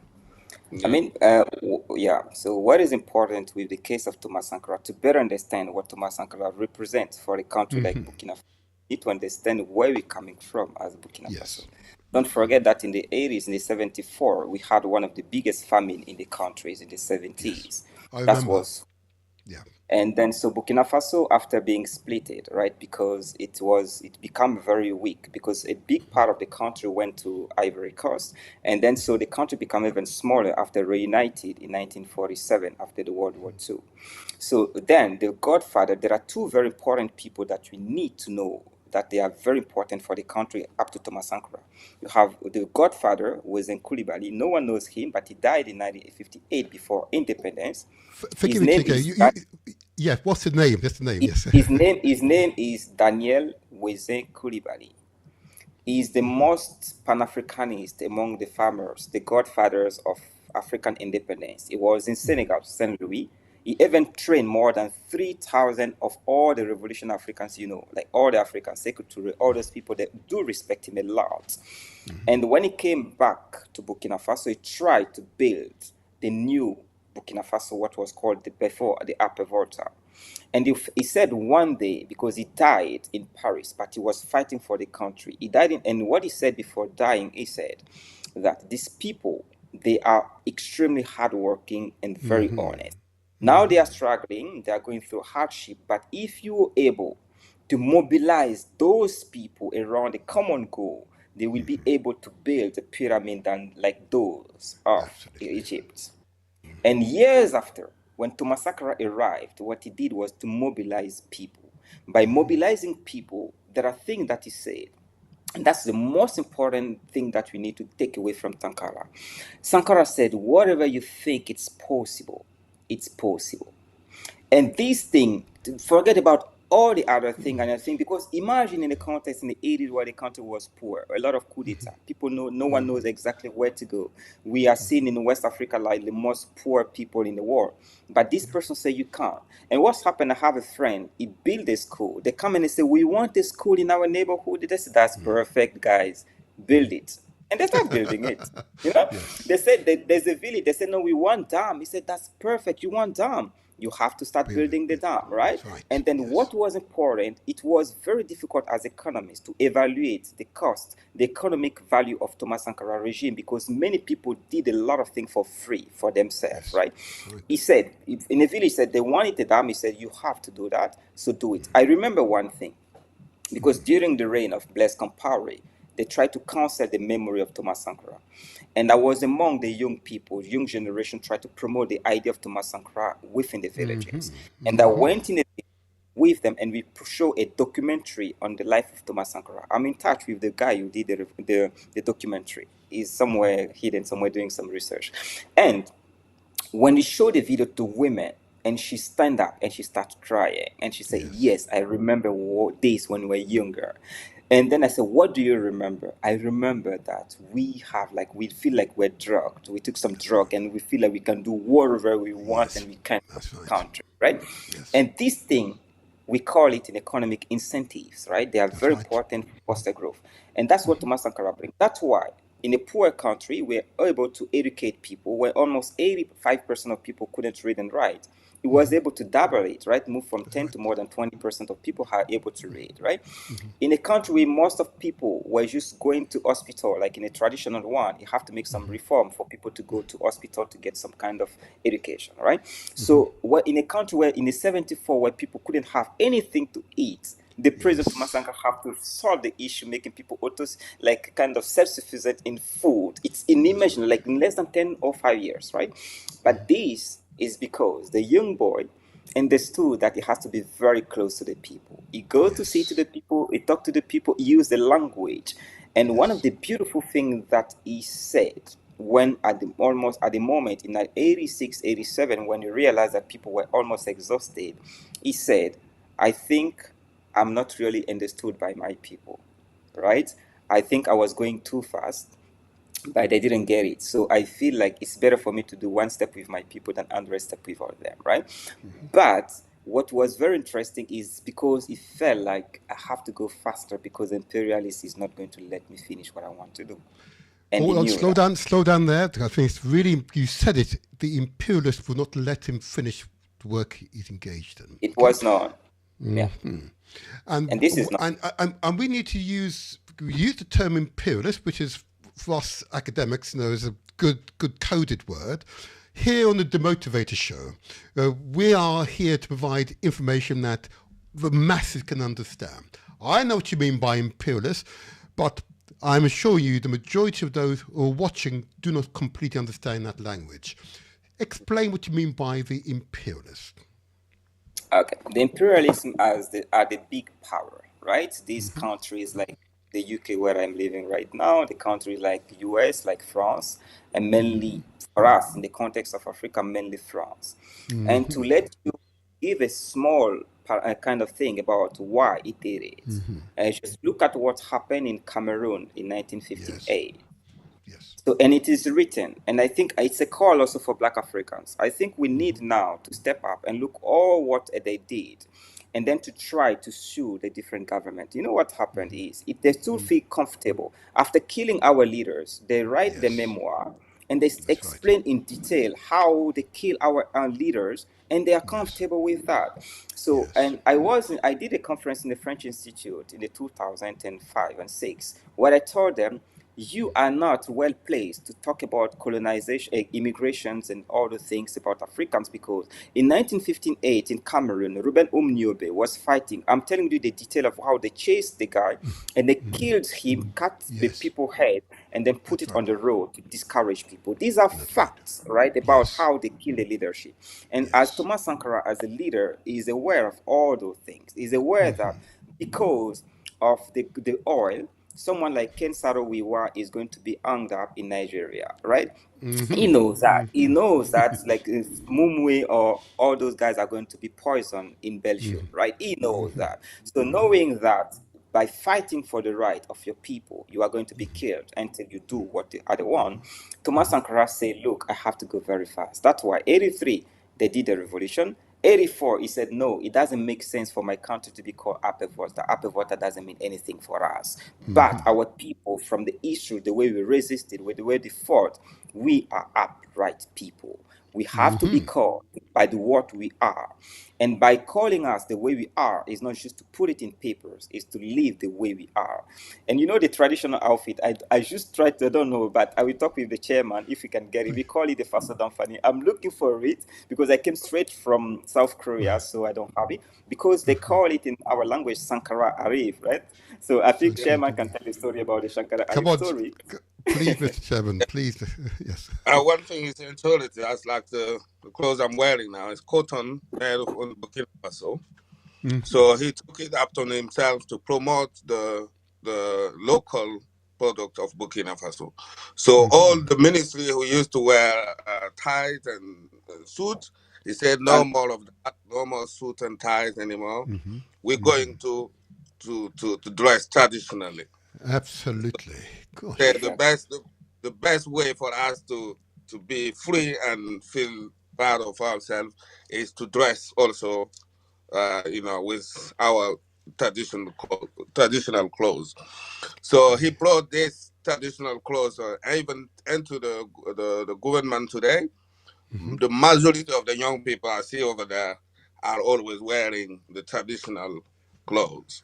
Okay. Yeah, and this is important, right? In the context of African, mainly the French one, where having your name, because it gives you the African name, right? That's and right. Then, exactly. But to tell you that years back, and you're well aware of that, the people were not proud of saying my name is something. Yes. My name is Iga. Iga means granite, my local language in Mori. But before, I would rather say my name is P. Suleiman Yamego instead of saying the Piga, because people are ashamed of the name. People can't understand this. I did a lot of TV show to explain the beauty of names, right? What it means. So what I'm saying here is, so when people, even dressing as an African, will feel like you are barbaric, right? And you are backward, while wearing like an Europeans with tie and things. So it has to change the mindset, the way we perceive ourselves. Be proud of having your own name, proud of wearing the dress made by your people, eat the food of your people, what you produce home. It's more about, look, we forget about the upper volta, which is more French. Let's go back to where we were before and just reconnect with our African roots and rebuild an identity that makes us proud of being Burkina Faso. That's a big meaning of that. And this is something very important. Yeah. Very yeah. important. Beautifully said. I'm from the Caribbean. I can absolutely relate to this. And I have an English name. Okay, you look at me. There's no way you connect that English name with me. And look, bless my parents. Don't worry, bless my parents. But you understand the history of your people who were transported under the chattel enslavement. Of course, not being permitted to practice our traditional culture, our traditional practices, not allowed to speak our languages, and not allowed to have our names. Okay, otherwise you'd be killed, you'd be brutalized, you'd be shamed. You'd be in ways that I cannot even begin to describe on a show of this type at this time of the day. The brutality was coarse-kit in so many ways. It's disgusting, utterly disgusting. But after a few generations, can you imagine? Look at me, cannot speak a traditional African language. And I cannot tell you how shameful that is for me to say that. I'm going to say I'm shamed by that, and I'm putting that right now. But I say to all those from the Caribbean and the Americas, okay, we must Sankofa, of course, go back, remember, we must find the roots that we hail from so that we can reconnect with the tree, because the tree is deep. Ours is the biggest and the deepest tree. Yes, absolutely. Please, exactly. please. And this is very important. What you just raised right now is important, and open a gate for something very important that we discussed, is that what happened to the Caribbean, to you guys, happened also. And this was a kind of a forced labor. There it was slave trade, but our ancestors lived what they call the forced labor. My dad will remember before, I'm sure that Rwanda dad also talked about that. They were forced not to speak our local languages in our countries. They were forced not to be named of that's why people are ashamed of it, like the kind of cancel culture, even when they were there. And this has been, the forced labor was kind of stopped in 1956 in this area. So it's very recent that they cancel the forced labor in there. So what I'm saying here is the way it was an international system that came from here. It's kind of, let's say, multinational of slave trader, starting from the shipyard of Glasgow here that I know, moving around the world. And what they tried to do, and I was reading a book where they tried to say this was a slave trade. I said, no, it's not a slave trade. Because the trade supposes that the one who is selling the slave is consent, he can set the price, and is very happy of it. And we can see that the institutions within the country works. But what happened in the Mosi Kingdom, this wasn't a slave trade. No one saw that. They put their own system by white people. They recruited decent black people there. That was true. Yes. They trained them, and they used them against empires to capture the enemy and then give it to them, and they brought it to the other side. So, but at the end of the day, it was a white institutions, like a multinational, established in Africa, exploiting. And after that, what they did was simple. For you and me not to be together to fight for the common enemy, they have to make us be enemy, right? We reframe the issue saying, look, you know what? Your people in Africa, they sold you. But they forget to tell you that when you were enslaved, like in the slave trade, being forced to work in the sugar cane in Jamaica, everywhere in the US, at the same time, the same African on the same soil, they were in the forced labor, working in farm for the same white people. And then we, instead of understanding the common enemy is the white, we believe that it's between Caribbean and Africa. No, it's not that. We are all the victim of the system. We need to come together and fight. Brilliantly said. These are de-brainwashing podcast sessions, okay?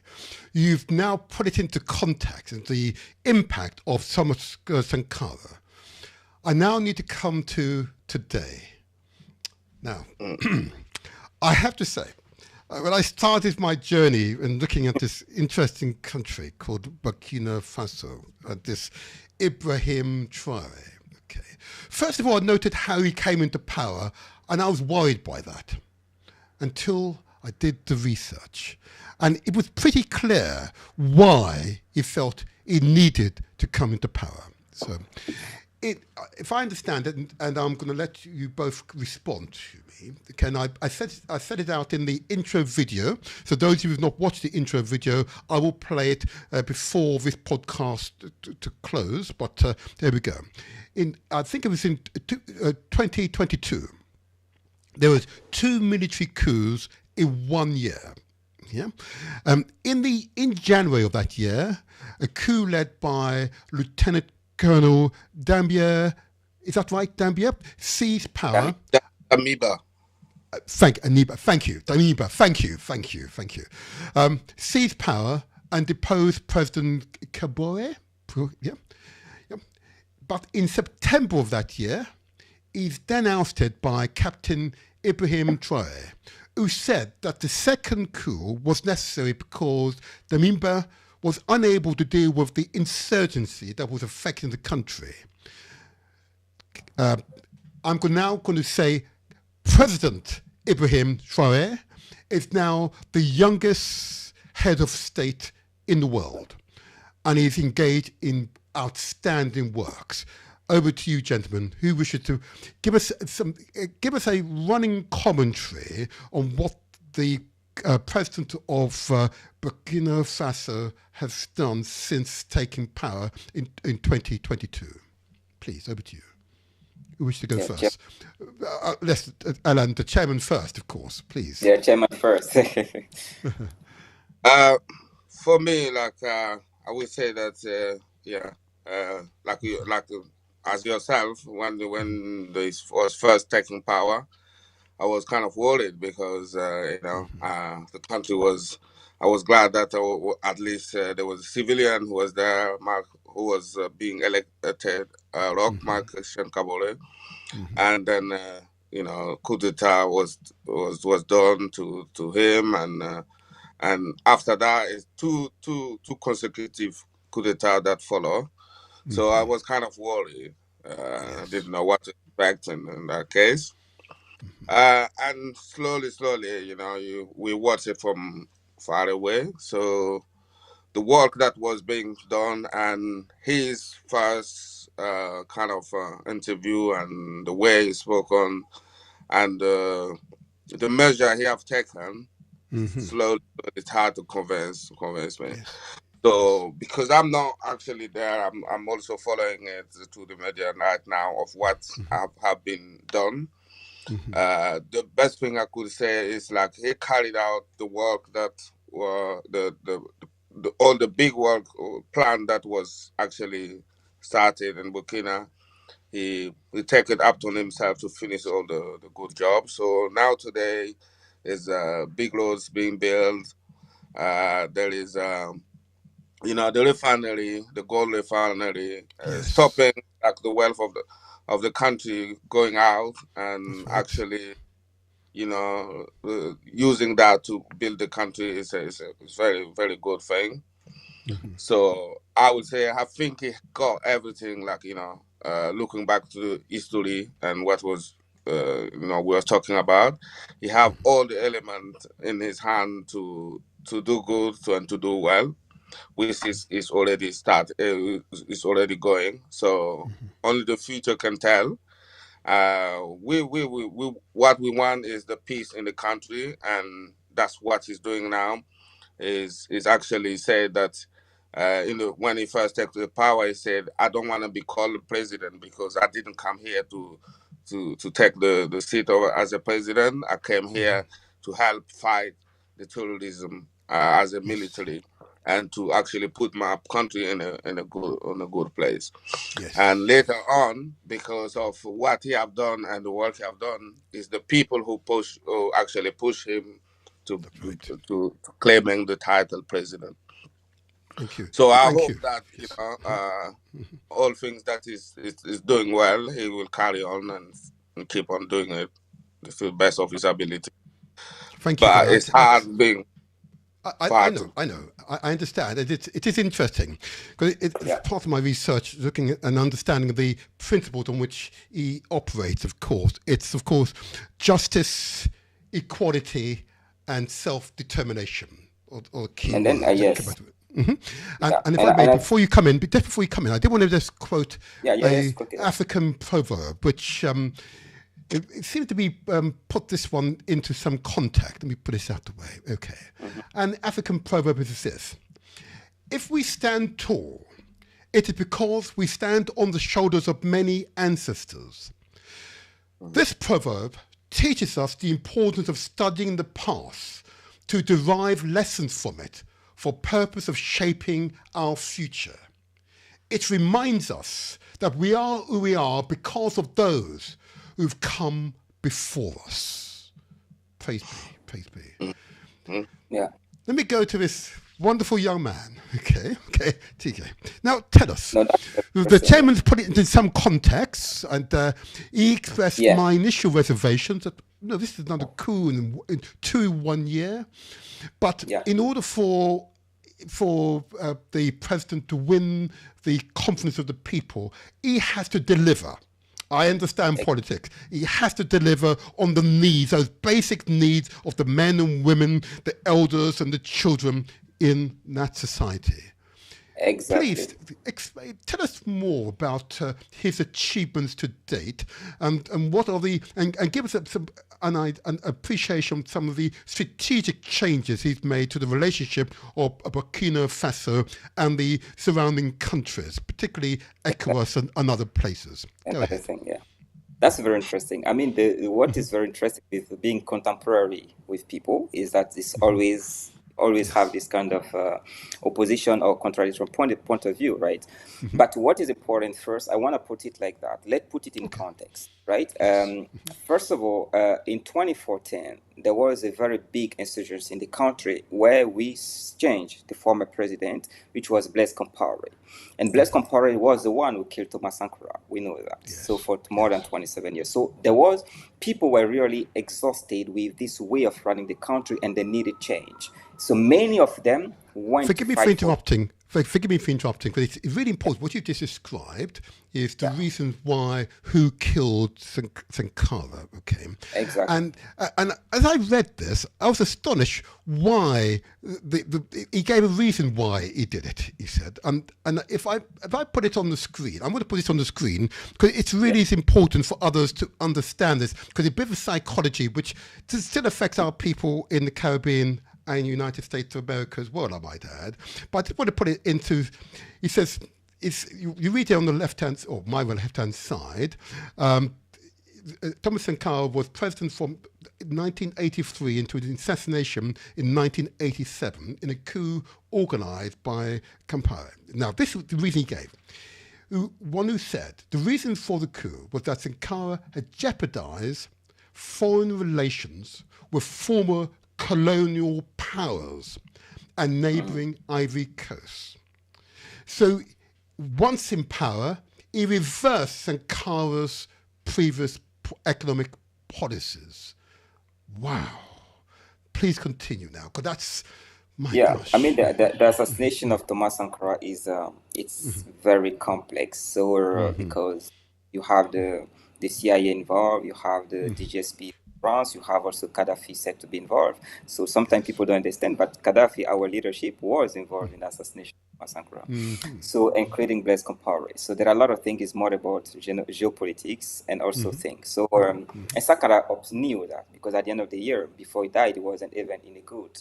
And with Gaddafi, we have document. I was reading a document about the CIA notes about all the different discussion, including discussing with people. So we know. So Sankara was killed because he was revolutionary. First, he refused the country to be backing rebellion that's going to happen in Sierra Leone and Liberia. So we know that. So he refused. That's why he said that because when I tried to combine the fact, I think he knew that he's going to be killed when he was in the UN, when he said, if I refuse that any other African country will be used to fight against another country. Because that's what they were asking him. And they said you won't see me on the next conference, right? If I do this kind of thing, because he knew that people were planning for that. But the thing is, here from that, there was, as the chairman said, the new generation of Thomas Sankara. And we were called the new generation of Thomas Sankara because we were on the street. I went in every single village with our civil society movement. We mobilized people for more than 3 years. 2011, 12, and 13, we were mobilizing people until we unseated the president 2014. But what happened here is people were having a high expectation of change.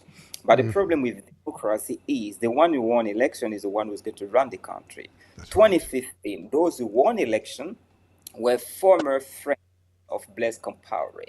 It Okay. made people to be very pissed. Since then, they were pissed. They felt betrayed in their movement, revolution in 2014. Making when in 2015, 17, 2020, there was the first coup d'etat. There were two people very happy. First, they were happy that we want to change the ancient regime, Blaise Compaoré people. And some people were pissed because he was failing to tackle terrorism. So when Damiba came, they were expecting Damiba to also promote that, to understand the legacy of Thomas Sankara. And then second, when Damiba came, he took power. He said, look, you know what? Let me try to create a national consensus. The mistake Damiba did was to bring Thomas Blaise Compaoré from Ivory Coast to Burkina Faso, and people saw him. And people say, this guy wants to work again with those who killed Thomas Sankara. We refuse it. That was a weakness. And apart from it, so this is always a legacy of Thomas Sankara. So when the young boy took power, and then they were coming, I was following all the different things, details, even the call he made in the radio that I know. He realized one thing, that because there were discussions within the different captains to replace, to find who's going to be leading the revolution. And old people wanted to read it because he was said to be very young at that time. So, and then there were discussions. So the young people have to mobilize to say, we want this young boy. Why? Yes. Because they saw him in Sankara. So you have to use this narrative. So from then, he kind of being trapped in the Sankara body, right? Yes. To garner all the people because they want this idea. So meaning that Ibe, to gain power when they did the revolution in 2022, has to bring Sankara on board to mobilize people, and people were with him. And when he came, you can see it clearly. He shared commonalities with Thomas Sankara. One of the things naturally is to say, yeah, like, now we need to be free and independent, right? We need to have our sovereignty, and this is something that Sankara always shared, right? He said we need to to bring the national kind of national economy to nationals, right? With nationalizations and also different projects within the country where you want to bring it. That's very important, right? So when I look at all the things, first of all, when he took power in September 2022, he found the country struggling with terrorists. So the first thing to do when people are struggling with terrorists, naturally, is to mobilize people to fight. That's the mobilization act. But now the issue there, where there's a discussion, is how it's used, right? So first of all, it could be used because mobilizing people to go fight, that was great. I've seen a lot of people who voluntarily wanted to join. That's very good. Now, the second problem also, where he decided at the moment, say, I want to deviate a little bit from it, and maybe Pan-Africanists, some of them are happy with that, is to see that, for example, some people want freedom, right? They want to say, look, the way you're running the country, the way you want to, is not really what you want. And he said he doesn't want this kind of opposition of ideas. So either you encourage the revolution, or you are against the revolution. Even Sankara used it also before, right? So meaning that the Mobilization Act giving power to garner those who support the revolution, and those who don't support the revolution is going to be removed, right? They've been kidnapped. Sometimes they kidnap, they disappear. We don't know where they are going. They bring them to the battlefield.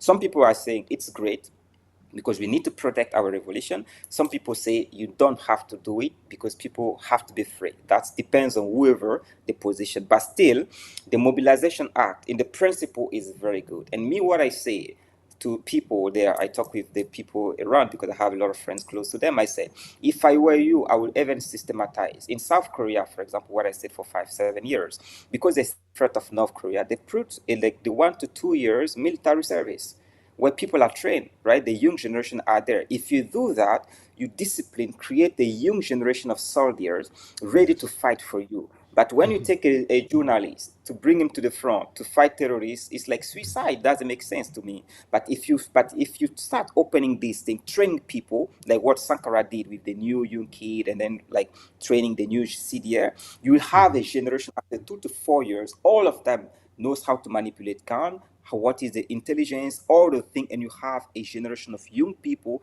ready to defend the revolution. But if you don't do that, people are going to not see good. Second thing, reform in the mining sector.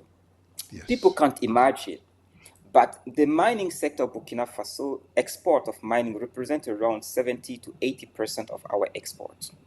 So the budget of, and then it's, and almost all of 50 to 56 or 60% of our export of gold is one country. We export to Switzerland. Oh, It means Switzerland, yes, Switzerland represents 50% of our exports, not everything.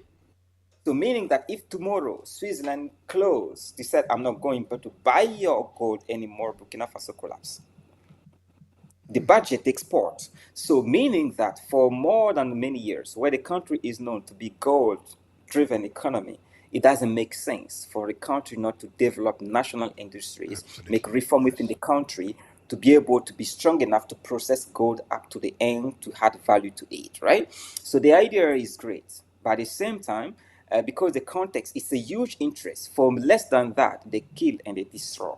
So if I were the president, I would say this is strategic, but I need to build within the country there's all the institutions, the knowledge at the university level, technical level, the reform doing business environment creates like kind of motivation for people to be willing to invest in this area locally, with people in like Jamaica and the Caribbean to come with their knowledge and the skill to help the local economy to be strong and independent from the West. Because now, whatever Ibrahim is doing is still depending from the West. You'll be outside happy, yeah, the young boy is doing something. But I'm telling you, our economy depends on the European Union right now, I'm telling you. So if you really want to protect Ibrahim Traore revolution, you need to understand that what he's doing is the economy still depend on the West and the imperialists. We want it or not, these are facts.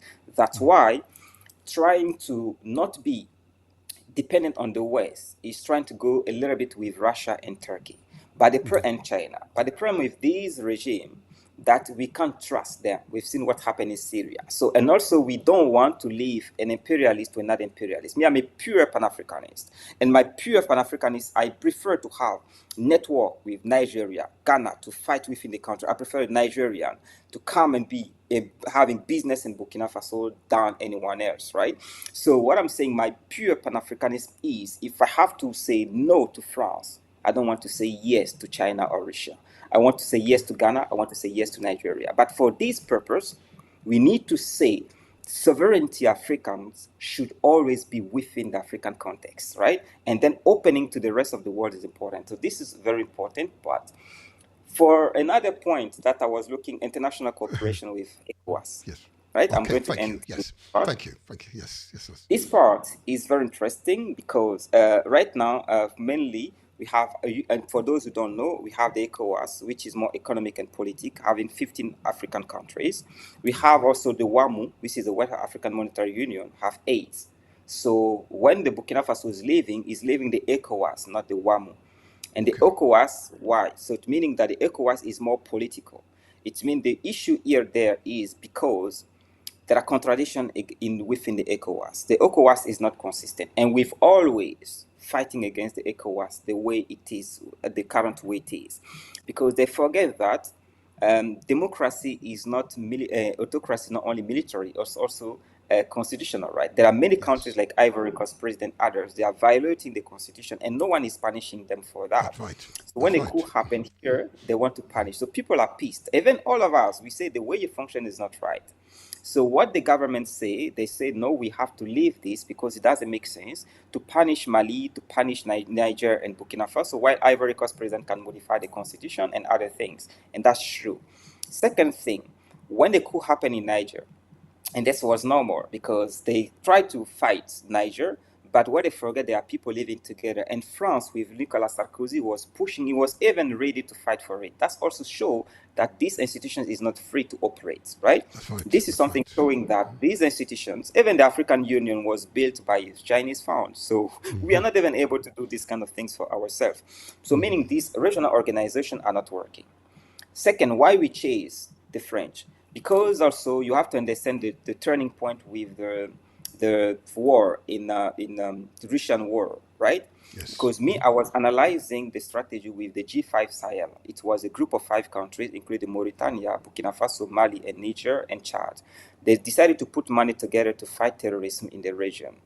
And then, but the problem is they said they didn't have a lot of money to fight. Okay, so they were looking for fundings. When the Russia attacked Ukraine, suddenly the world found money to fight right, in Russia. And so they fight Russia, they find a lot of money for Ukraine. So West Africans say that That's right. we are dying. You do know That's that in right. Burkina Faso since 2023, That's right. 8,000 people from my people died from terrorists in my country. Oh, wow. 8,000 people died in Burkina Faso since 2023 from terrorists. But when they want to buy guns, they say, no, you know what? We don't trust you, government. You don't want it. These are true. The fact are there. I have the data. But they found it on the other side. So it's natural for those people to say, it doesn't make sense for you to have a military base in Mali, in Niger. My people are dying. You can't have weapons. You know what? Leave this country. And me, if I was them, I would do the same thing. Absolutely. Now, the next move is strategy. Beyond these political things, people are living together. Malians are in Ghana, in Ivory Coast, and our people. So meaning that leaving this ECOWAS will have very important consequences. For example, if you look at the GDP of Burkina Faso, 5 to 7% of the remittance transfer comes from Ivory Coast, the neighbor country. 5% to 7% of the budget. It's a lot of money. Don't forget that because Ivory Coast is richer, they bring a lot of money to support people in the country, helping them to survive. So meaning it's very important to consider the neighborhood. And with the idea of Pan-Africanism, splitting has always been against our motto. We want to go together, not leaving. So me, if I were them, I would say AIS shouldn't be I'm leaving. We use it like in a kind of a way to put pressure on ECOWAS to make the reform we want. So we don't say we are leaving it, but we're leaving like that to use this new instrument as a pressure to push ECOWAS. Look, we want to come together. Now people based on AS all over the world knows what is happening in ECOWAS. You are not Can I really just ask just to pause there for a moment, because you've used another term. You are now referring to the alliance of Sahel states. Is that right? Exactly. Explain what that means. It's just so that the people understand, because there's a lot of information packed in. I'll let you speak, but it's okay, it's fine. But that particular point is really important for the audience to understand. The alliance of Sahel states. Who are they, and why is this important? Please go ahead. Chairman, maybe Chairman want to do, or I continue? Alan, yeah, Chairman, please.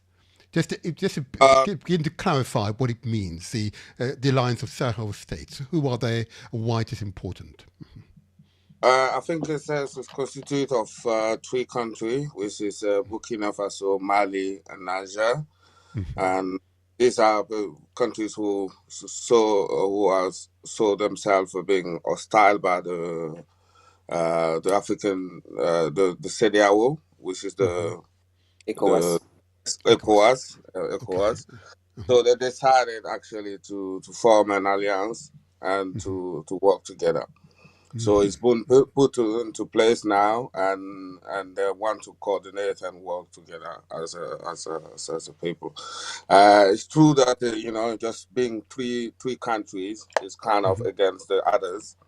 It's going to be not going to be easy, but we already see that that's the effort and the stand they have made is bringing other people to thinking of joining them. Like got the president of Ghana, the new president of Ghana. So I understand. Yes. Joining the so a lot of people are actually thinking about it. So I'm hoping that in the future it might be an institution that can be reformed and to work together. Like he was saying as well, it's like the aim is not to separate from each other, but like marriage, if marriage doesn't work, so divorce comes to that. So it wasn't working with the ECOWAS, so there had to be that divorce, so maybe they can make demands later on. But right now it wasn't working. They needed to part ways. So I actually, command bravery they took for them to actually say, you know what, France have to go. We have to actually bring a new alliance, and I don't think it's new. I think it was there before. It's just reconfiguring it again. Yes. And now I'm hoping that other states might join them soon. The aim is for all Africa to join hands together. Absolutely. But like we can say, it's like not everyone are awake at the same time. So some countries, it takes time for them to actually realize that, well, you know what, I need to leave the boat and join the movement. But these 3 countries actually have set up the movement, And I'm hoping that other countries will join the boat very soon. Thank you so much for that. That's good clarification. I'm conscious of time, of course. I'm conscious of time. You've been so engaging, I've forgotten about time, but I'm told I need to remind myself of time. Okay. And so, yeah, we interrupted you, I know. I'm just conscious of time, but I want to just move us forward, just down forward just a little bit. I want to now focus on why should us from the diaspora want to go to Burkina Faso? What has President Ibrahim Traoré done during his short period of being president, being a young president with displaying real dynamism and a thirst for improvement? What has he actually done that you can physically see that are actual improvements to the country that should attract someone like myself, my son, my daughters, indeed within my network? Why should they go to Burkina Faso? Please explain. So I'm going to start with you, TK, this time, because I've started with the chairman. I'm going to go with you this time. Okay. okay. TK, yes, go ahead. Okay. No, I mean, for example, first, the reason why you have to go to Burkina Faso before anything, first you have 20 million people in the country, having a very, very, very proud of being African and trying from each place in the areas to show to the rest of the world that Black people have values. From Thomas Sankara to this guy, that is the first reason for you to go first to show respect to the country. We always kill their own son for African to feel proud. That's you have to do. Sankara died for the world, right? Second, right now, when I was looking around, I was seeing the issue of tomato. I was seeing the different industries being put in place. But I think this is not really what I'm going to put in place. I want to put in place something regarding the young boy. He's a 34 years boy who took power in West Africa, where most of all the leaders, right, don't really want to take the risk of dying. Why? Because it's risky to just oppose the others. So if you are Jamaica and you look at this country and you say, this is a guy who just opened a tomato industry, it needs market, right? It needs a product to be known abroad. If you don't help to promote this, it won't survive because the economy is very small. He's trying to build a very interesting airport there to open it, but the airport is for trips, right? For traveling, right? You need to go to Burkina Faso. If you don't go there, if the traffic is not high, this project is going to die, right? So the best way, let's say forward about the idea of imperialism, let's be pragmatic. Go spend your money in this country. The country right now wants to raise money because they want to build a very interesting museum. I was checking it thanks to your discussion. It was a very interesting project. Absolutely. Did my research. Yeah, because I missed that. Yeah, that's great because I said that's good. I was checking. They have a very interesting idea of that, and I think they can even do better. And I think that will be great for you, for this museum, to provide resources for the young boy to make his revolution to be successful. You have to go and spend your money there. That's being practical, right? If you really want, for example, for people in the villages, for example, I've seen in the project of our chairmans, they are trying to help the people to get villages. Our Burkina Faso NGO in UK, they are trying to support giving water, because one of the key things for the country is to provide water to the people in the village. Because what's going to happen here is by the end of 2025, if people in the village, they don't have enough water, enough food, they will start to being vulnerable to all the kind of oppression things coming from outside. This revolution is going to be weakened. The best way for you is to see how you can support organizations to provide basic need to people in the country. As all revolutionary all over the world they do, they bring their skills, their money to revolution. If you believe that the young boy is doing a revolution, go help the revolution. Don't stay on your place. Say, yeah, the young boy is doing, because I don't want. And I was talking to his older brother, Frank, right? Because we are from generation. I say, do our best that this man is going to be the last president who is going to do a coup in this country. It should be the one, and people should keep it in the memory. But for this reason, you need to go. Go help the revolution. If you know how, you have innovative ideas, drones, technology. The country is struggling to fight terrorism. If you are anywhere in the diaspora, you have initiative in the country. They are trying to do whatever they can. You just need to take your stuff, take your bag, take your first flight, go to the airport of Ouagadougou, meet them, help them with their knowledge and your skill. I think this is the only way that all over the world, all Africans can help anywhere we see a small revolution to make it to operate. Otherwise, it's going to run out of money. The people are going to be desperate because terrorism is continuing. And one day, another crazy guy was going to wake up in the army, do a coup, and we sit there again doing conferences like, oh, our former Sankara, Thomas Sankara is not around, and I don't want this to happen again.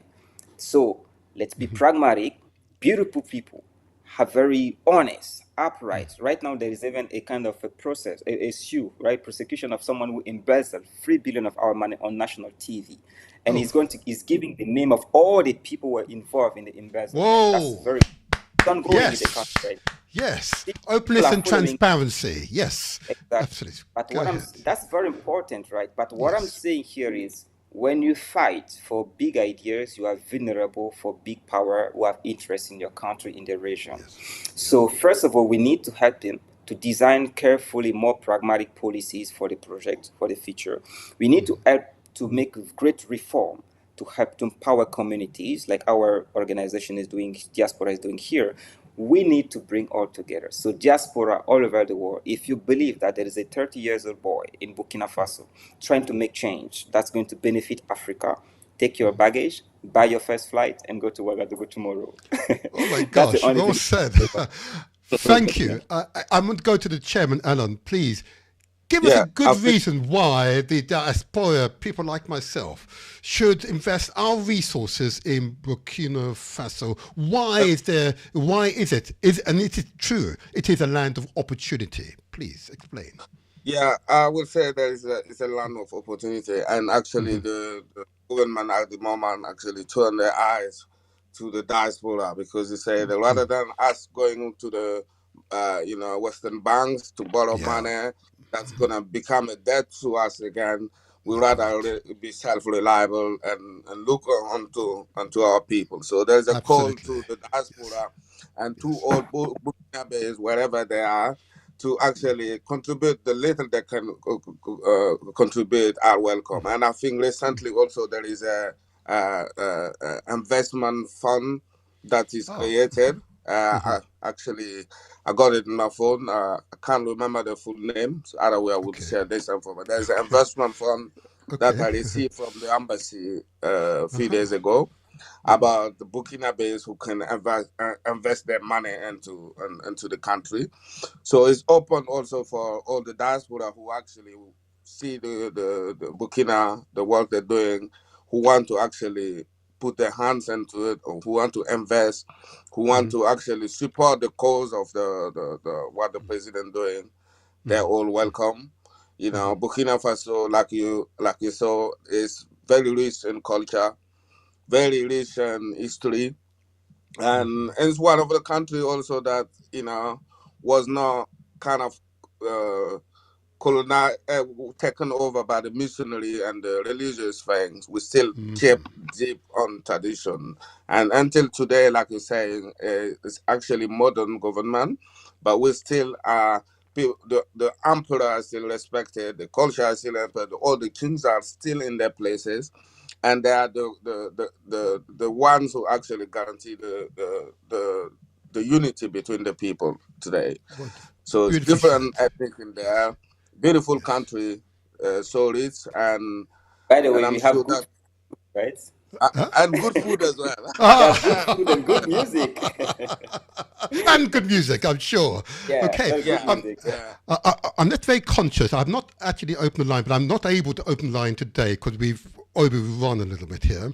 But I think, based upon the messages I've got here, and I've got a phone full of messages, I have to say that we'll get you back again, if, with your permission, in 1 month's time. And this time will be a shorter intro, but we'll open the phone lines. There are people who want to interact with you. But between now and then, with your permission, Chairman, I will put up your contact details on the screen. Okay, and I'll just read it out. There you go. So there you are. So we have the website address, which is it's www.bfcuk.co.uk, and the email address. That's right. Yep. And the email address is info@bfcuk.co.uk. And I know I've been on the website, and those who wish to give donations can give donations via the website. That's correct, Chairman. That's right. That's correct, yeah. Like I was saying, I'm going to Burkina in January because the community of Burkina in this country have raised some money to go and support the cause in Burkina Faso. Good. I will taking that money actually to give in Burkina Faso. So anyone who still willing to do, there is a GoFundMe on the website. Your donation are welcome, and everything will be actually transparent, because we have to show the community where the money going. Brilliant. I'm going to keep your contact details on the screen for a little longer for those who are slow to read and so on. They want to make sure they understand it. This is really important.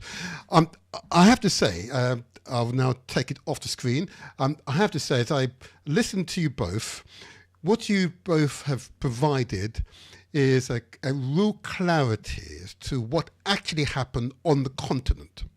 Because I'm sure you both realise that those of us in diaspora have a view, so, well, how could this happen? Why is it that we were not sought after, trying to bring back the children back to the motherland, Well, they must have, we must have been solved. There must have been collaboration, I hit my head because it's so stupid, I hit my head, it's such stupidity. We listen to that negative propaganda. Okay. And what you've been able to do is to turn it up on its head.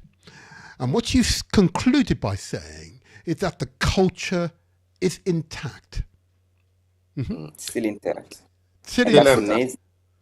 Go ahead. Please go ahead. Continue. Please, Chairman, explain, why is the culture still intact? How can you say that with authority, please? The culture is still intact because even when you look at Burkina Faso history, it's one of the countries that actually managed to resist the Islamic conquest. The missionary who came there, we resisted all of them. So all this, today there is Christian, there is Muslim, but this was embraced by the people. It wasn't imposed by the people. While you look at a country like Mali and other different countries, it was imposed. It was conquered by the Islamists, and they imposed their culture. So they destroyed everything and they imposed a new culture and a new system. While the Mogo, as we call it, managed to resist all this thing. So it came through by people just embracing it because they read about it and stuff like this. It wasn't imposed onto them. So we managed to keep the culture. We managed to keep the tradition. And even in Burkina, even if one is Christian or Muslim, they still know that they still have to abide to the culture. Yes. I have to add some things. That's a joke we used to do. They said there are 7% of Muslim, 5% of Christian, but at the end of the day, we have 100% of animists. Well said. Yeah. All right. I'm going to conclude there because we've run over time, but I hadn't realised I've totally engaged with you. I had totally engaged. And with your permission, when you return, Chairman, we will, if you don't mind, we'll do this again, a shorter intro, but we provide an opportunity for those who want to directly speak to you directly. But I can see that you've now opened up a can of, I'm not about to say worm, but of inspirational spirits. And those spirits of our ancestors who've come in you today to communicate Africa is open. We want the children to return. And when you return, we will be together. And once we are together, we are united. We're stronger. Praise be, Chairman. Praise be. That's the last word from him. We're stronger. He said it. It's clear. Chairman, sorry. Say it again. Say it louder. Because they need to hear it. They need to believe it. Remember. United, we are much stronger. And united, we should overcome all things with. Praise be. So we got to stay united. Yes. And also we have no choice. And then because I decided to meet the Irish diaspora because I've been reading about what happened, because Glasgow is where the Irish diaspora stayed a lot and how they contributed to make the peace in Northern Ireland. And I said, when I look at the other diaspora, how they organize themselves to protect and defend the mainland, I think we as Black people, we are not doing this. We are not doing even half of it. So I think it's an opportunity for us to say, look, no matter what is happening, as long as I'm Black, you are seen as an African. You want it or not, you're African. Whatever, if you feel discriminated in the US because you're Black, it's because you're African. So what I'm saying here is me being African from origin, mother stuff, and you being from the diaspora, we say something that bring us together is our skin color and our origin, right? So when you have it in mind, first of all, we need to be together.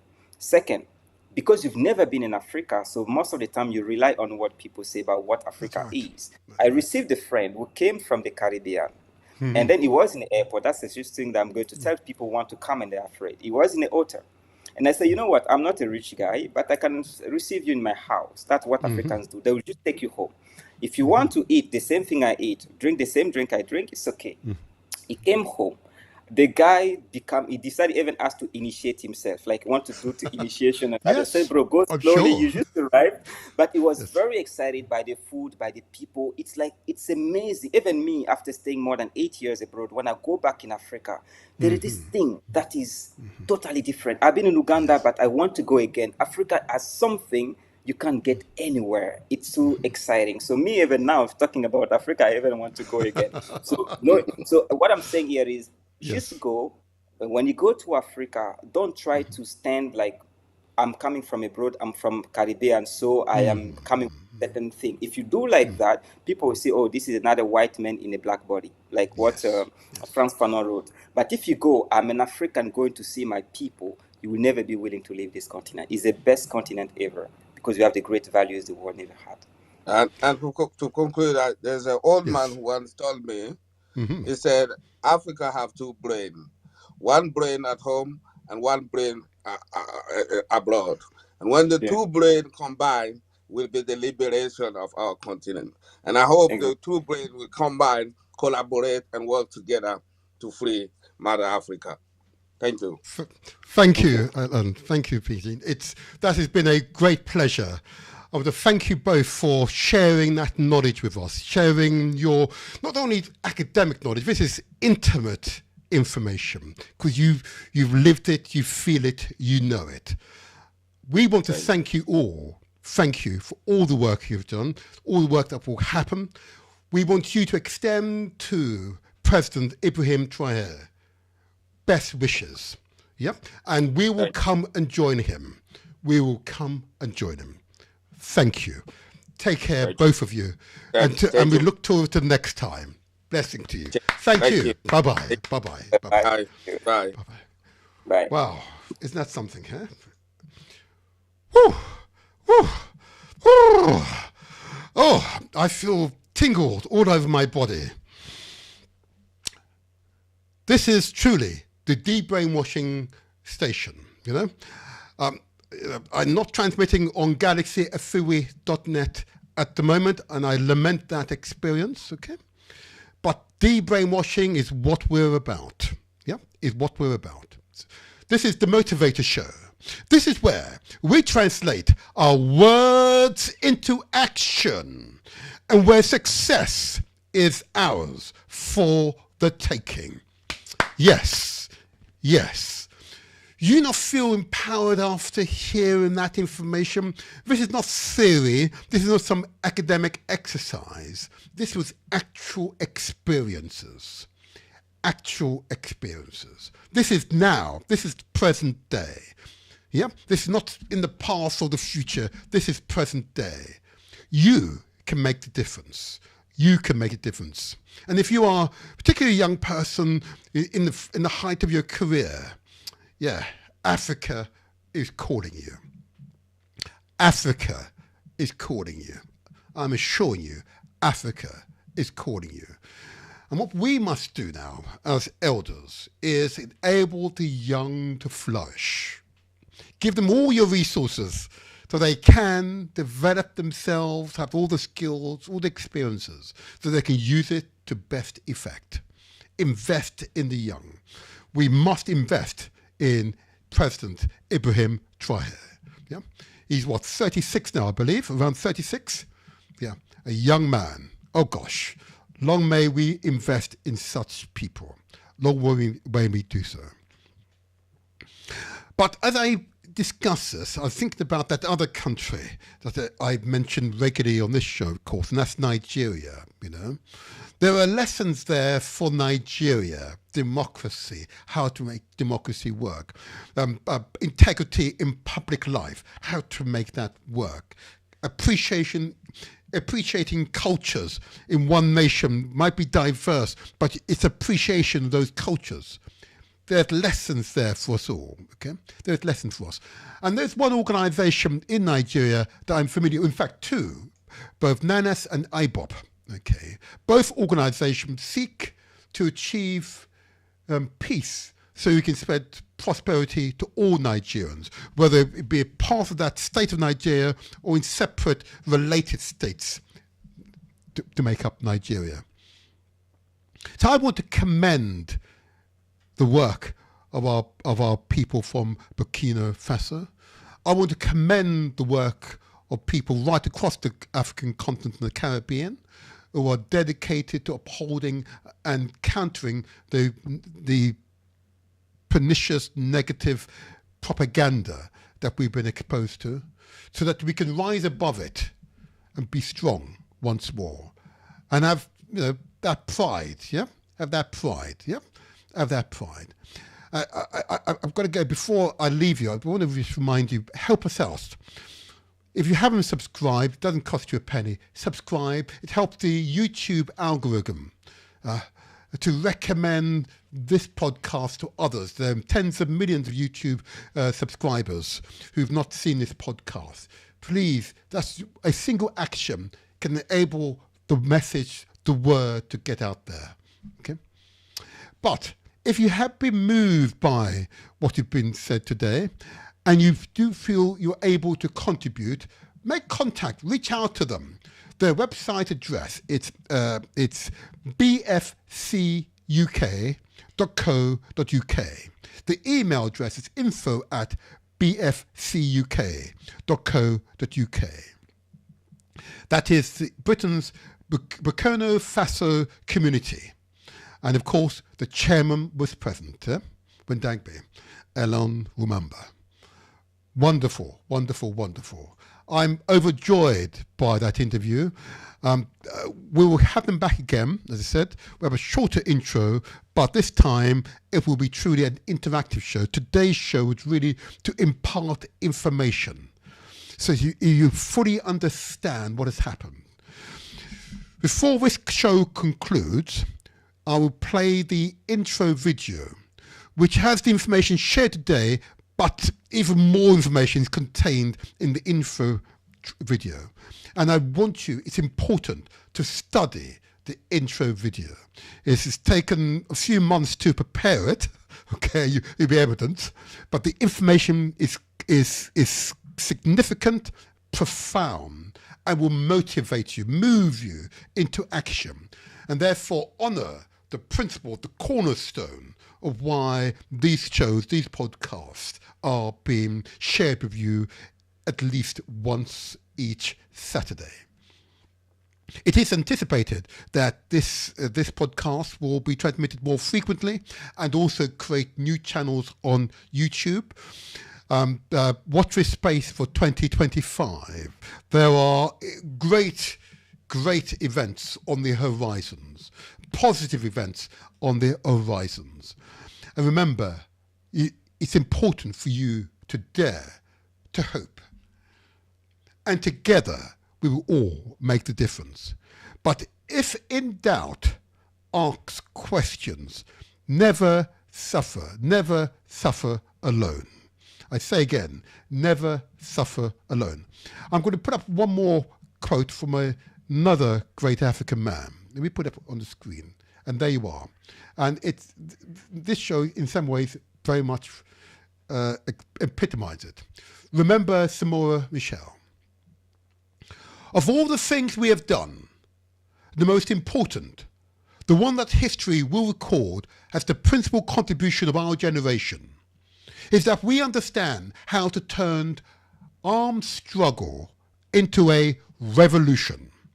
That we realized that it was essential to create a new mentality to build a new society. And that is exactly what's happening in Burkina Faso. A new society, a renaissance, if you like, a phoenix is rising, if you like, because they had society, had high civilization prior to the invasion and the desecration of their land. Okay? Powerful words, powerful words. But I will just, before I leave, is also share with you the word of Sankara himself. Okay, and I think it's appropriate to quote it because he was quite, to use the term, he displayed a courage that is often not found often, I have to say, not found often. So here's his words. Here's his words. He said this: imperialism is a system of exploitation that occurs not only in the brutal form of those who come with guns to conquer territory. Imperialism often occurs in more subtle forms. A loan, the World Bank, IMF, food aid, those multinational charities, which 95% of your donation goes into their administration, possibly 5% gets to the people. And of course, blackmail, typically corporate blackmail of politicians or of the economies. Yeah, you've seen a lot of that right across Africa. Mm-hmm. And he went on to say, we are fighting this system that allows a handful of men on earth to rule all of humanity. That's it. Those are his words. Those are his words. Those are his words. And what Sankara represents, of course, what he represents, of course, that Thomas Sankara represents, is the way forward.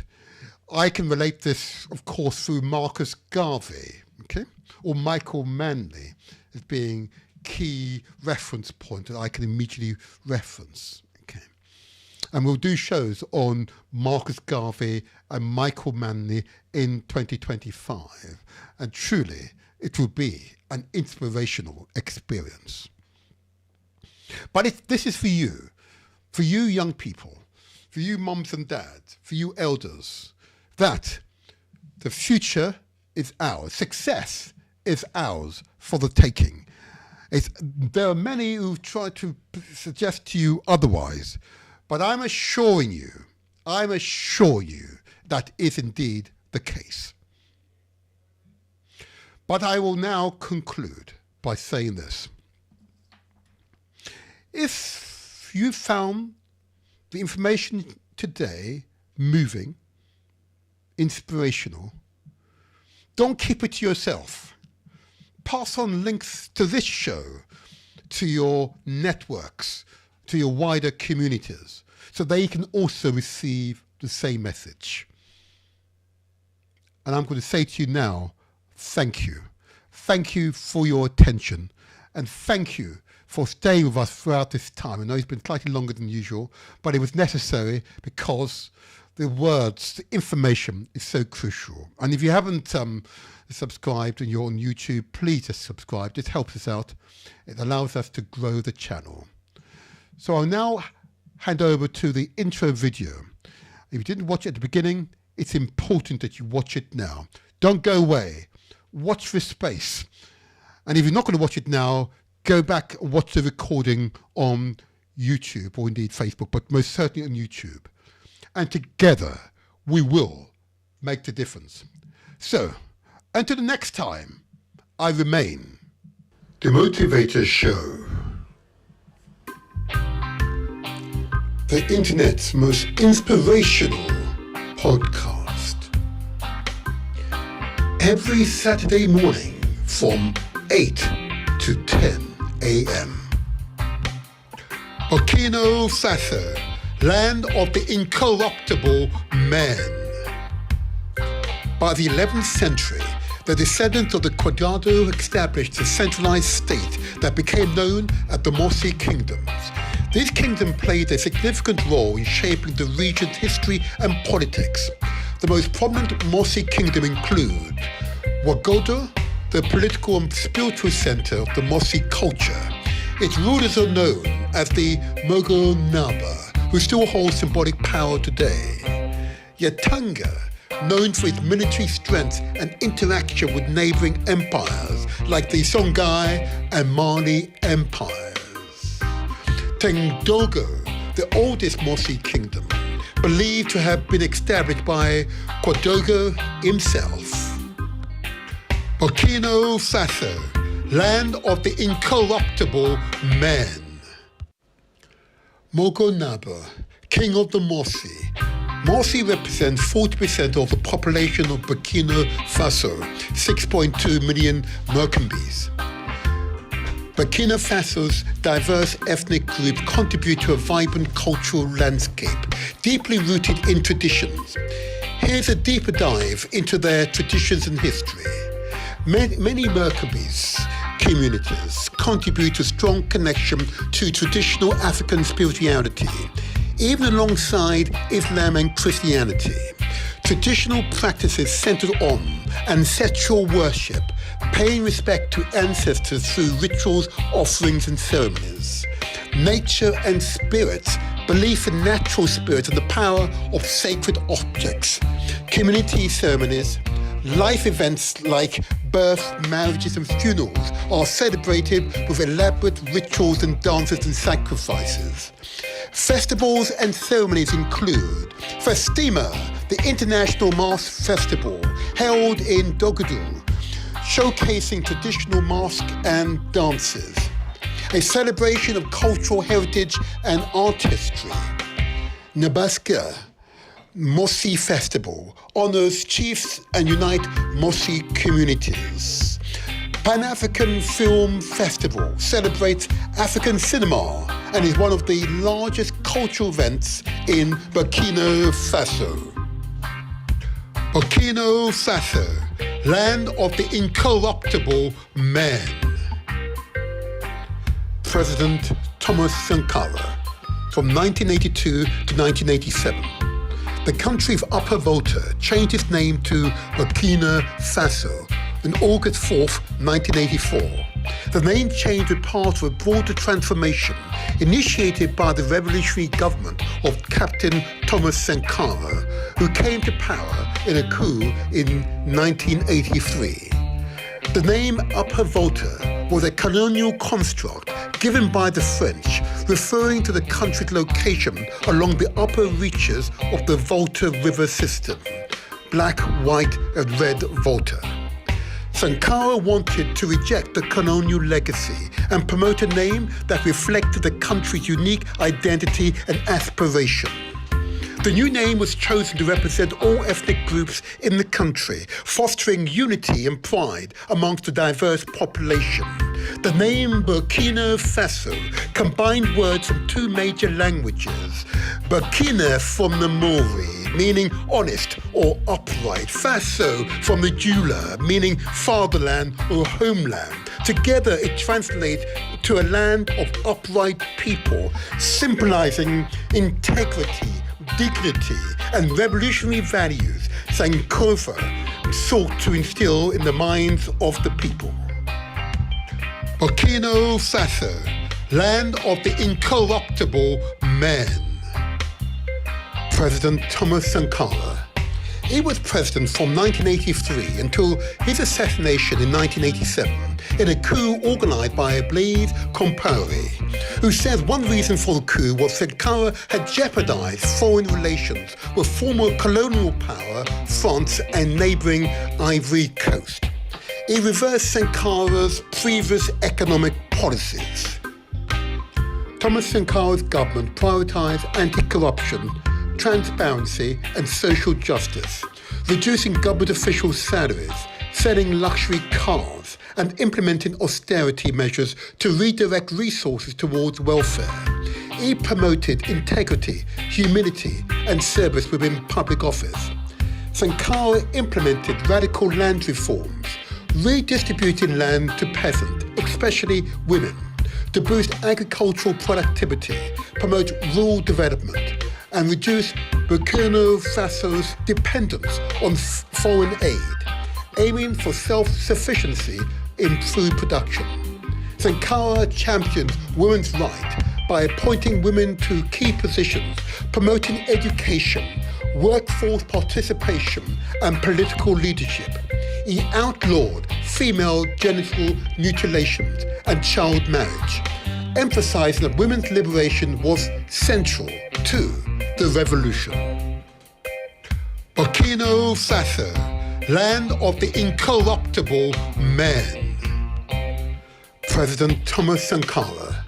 He was president from 1983 until his assassination in 1987 in a coup organized by Blaise Compaoré, who said one reason for the coup was Sankara had jeopardized foreign relations with former colonial power France and neighboring Ivory Coast. He reversed Sankara's previous economic policies. Thomas Sankara promoted food self-sufficiency by redistributing land to peasants, modernizing agriculture, encouraging local production, reducing Burkina Faso's reliance on foreign aid and import, improved literacy through mass campaigns, prioritized public health and vaccination drive, eradicating diseases like polio and measles, and expanded healthcare access nationwide. He tackled desertification by initiating large-scale reforestation programs, planting over 10 million trees to address Burkina Faso's ecological challenges. Burkina Faso, land of the incorruptible man. President Thomas Sankara. He was president from 1983 until his assassination in 1987 in a coup organized by Blaise Compaoré, who said one reason for the coup was Sankara had jeopardized foreign relations with former colonial power France and neighboring Ivory Coast. He reversed Sankara's previous economic policies. Thomas Sankara opposed imperialism, championed African unity and economic independence, rejected conditional foreign aid, and advocated for cancelling Africa's debt to international creditors. He reformed the military into a disciplined, developed, focused force and promoted civil responsibility through community-led projects like the road construction, public sanitation, and agricultural support.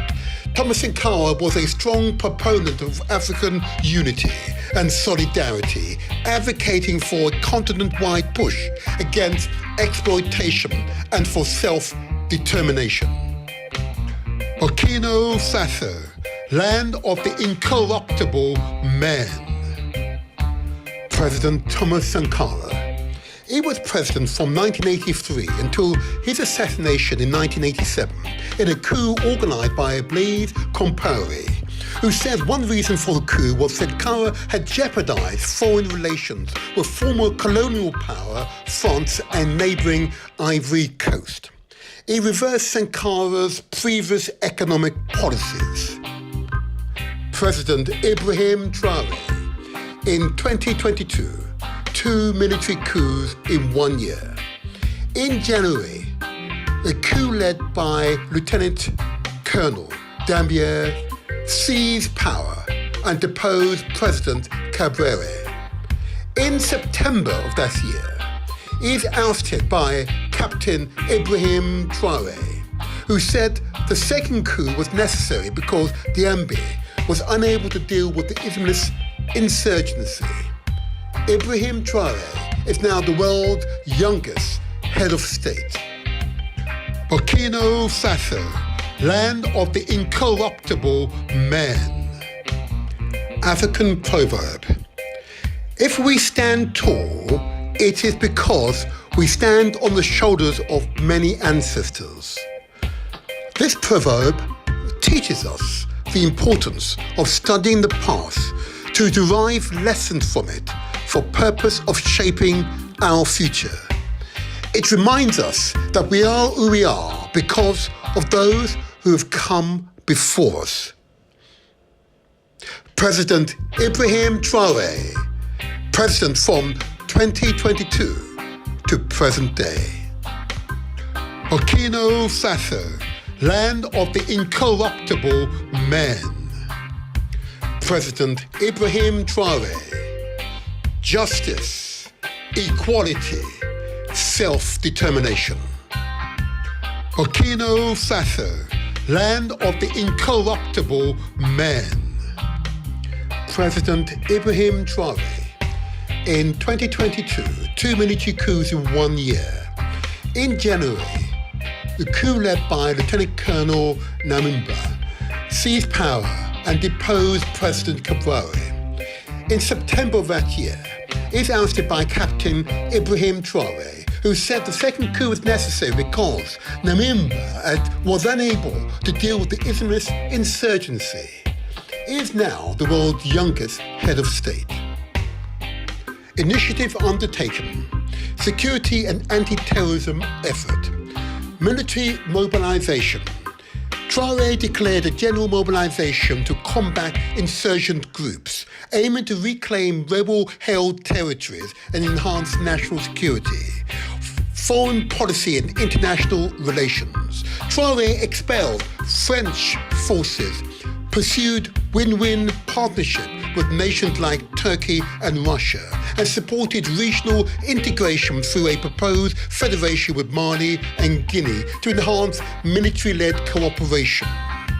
Political developments. Traoré's presidency, as extended by 5 years in 2024 through national consultation and transitional charter, was adopted, formalizing his role and the government structure during the transitional period. Burkina Faso, land of the incorruptible men. President Ibrahim Traoré, justice, equality, self-determination. Initiatives undertaken. Reason for leaving ECOWAS. Ibrahim Traoré's administration prioritized greater autonomy, distancing itself from traditional Western powers and international organizations like ECOWAS, which is viewed as influenced by foreign interests, particularly those of France. Burkina Faso left ECOWAS after 2022 coup due to tensions over sanctions and the bloc's interventionist stance.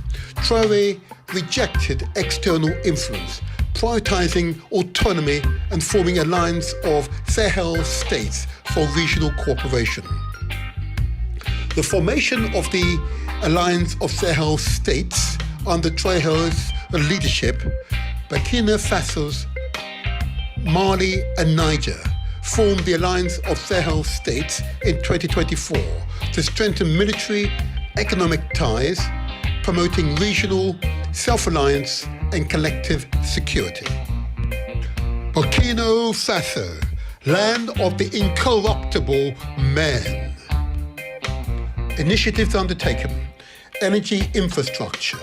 Under Traoré's leadership, a 7.5 megawatt thermal power plant were built in the Fada de Goma, and 40 communities and 90 villages were electrified. Additionally, 25,000 solar lamps were distributed to 400 schools to support education. Burkina Faso approved its first gold refinery.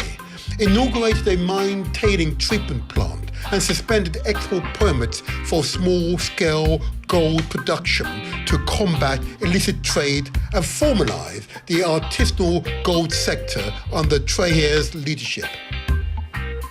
Solar lamp distributions, deployment of 25,000 solar lamps in 400 schools has facilitated education in off-grid areas. Justice, equality, self-determination. Ouagadougou Airport, a 420 million redevelopment, will generate 5,000 new jobs for the Burkina Faso people. The new terminal will attract 1.5 million passengers per year. Justice, equality, self-determination. The country's first gold refinery. Annual refining capacity of 150 tons. Is expected to create 100 direct jobs and over 5,000 indirect jobs. The country's move towards local processing of gold. Justice, equality, self-determination. Investing in road construction. 343 kilometers of new highway in 2024. Roads facilitate regional trade and neighbouring countries' road links to the capital of Ouagadougou and the Gibraltar region. Improvement to the Kaya Highway and Ouagadougou-Zenaria Highway. Justice, equality, self-determination. The Zulu solar power plant boasts an impressive capacity of 33 megawatts. These initiatives are a step towards reducing reliance on fossil fuels, mitigating climate change, and fostering sustainable economic growth. Justice, equality, self-determination.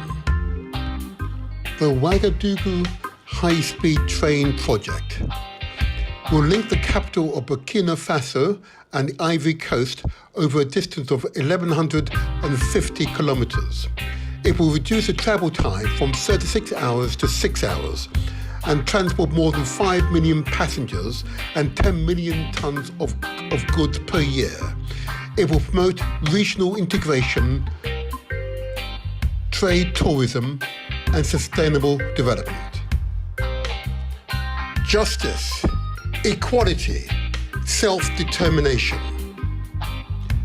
Agricultural transformation programs aim to revolutionize the agricultural industry. The program is focused on increasing agricultural production, improving food security, and creating jobs in the sector. It is a comprehensive plan that includes providing farmers with access to improved seed and fertilizer, offering training and technical assistance, and enhancing the marketing of agricultural products. Justice, equality, self-determination. The Museum of Civilization aims to enhance the historical and artistic heritage of Burkina Faso. It is an ambitious project. It will be built on the land of 10 acres in the Sankara district near the international airport. It would include a 12,000 square meter main building, which will house exhibition rooms, educational spaces, reserves, laboratories, and auditorium. It will be a place of memory, dialogue, and creation, which will highlight the diversity, richness of the cultures of Burkina Faso.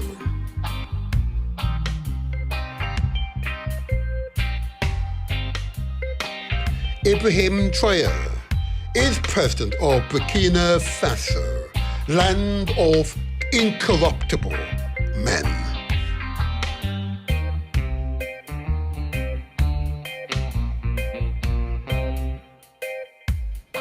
Watch the Motivator show, interview Britain's Burkina Faso community leader, Mr. Wendipangde Alain Rubunda. The Motivator Show. Success is ours for the taking.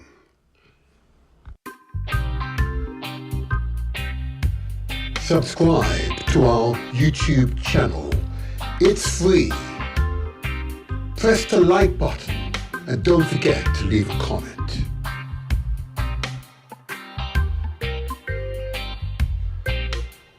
Follow us on Facebook. Give us the thumbs up and share with your family and friends. We are also on Instagram and TikTok. Follow us there too.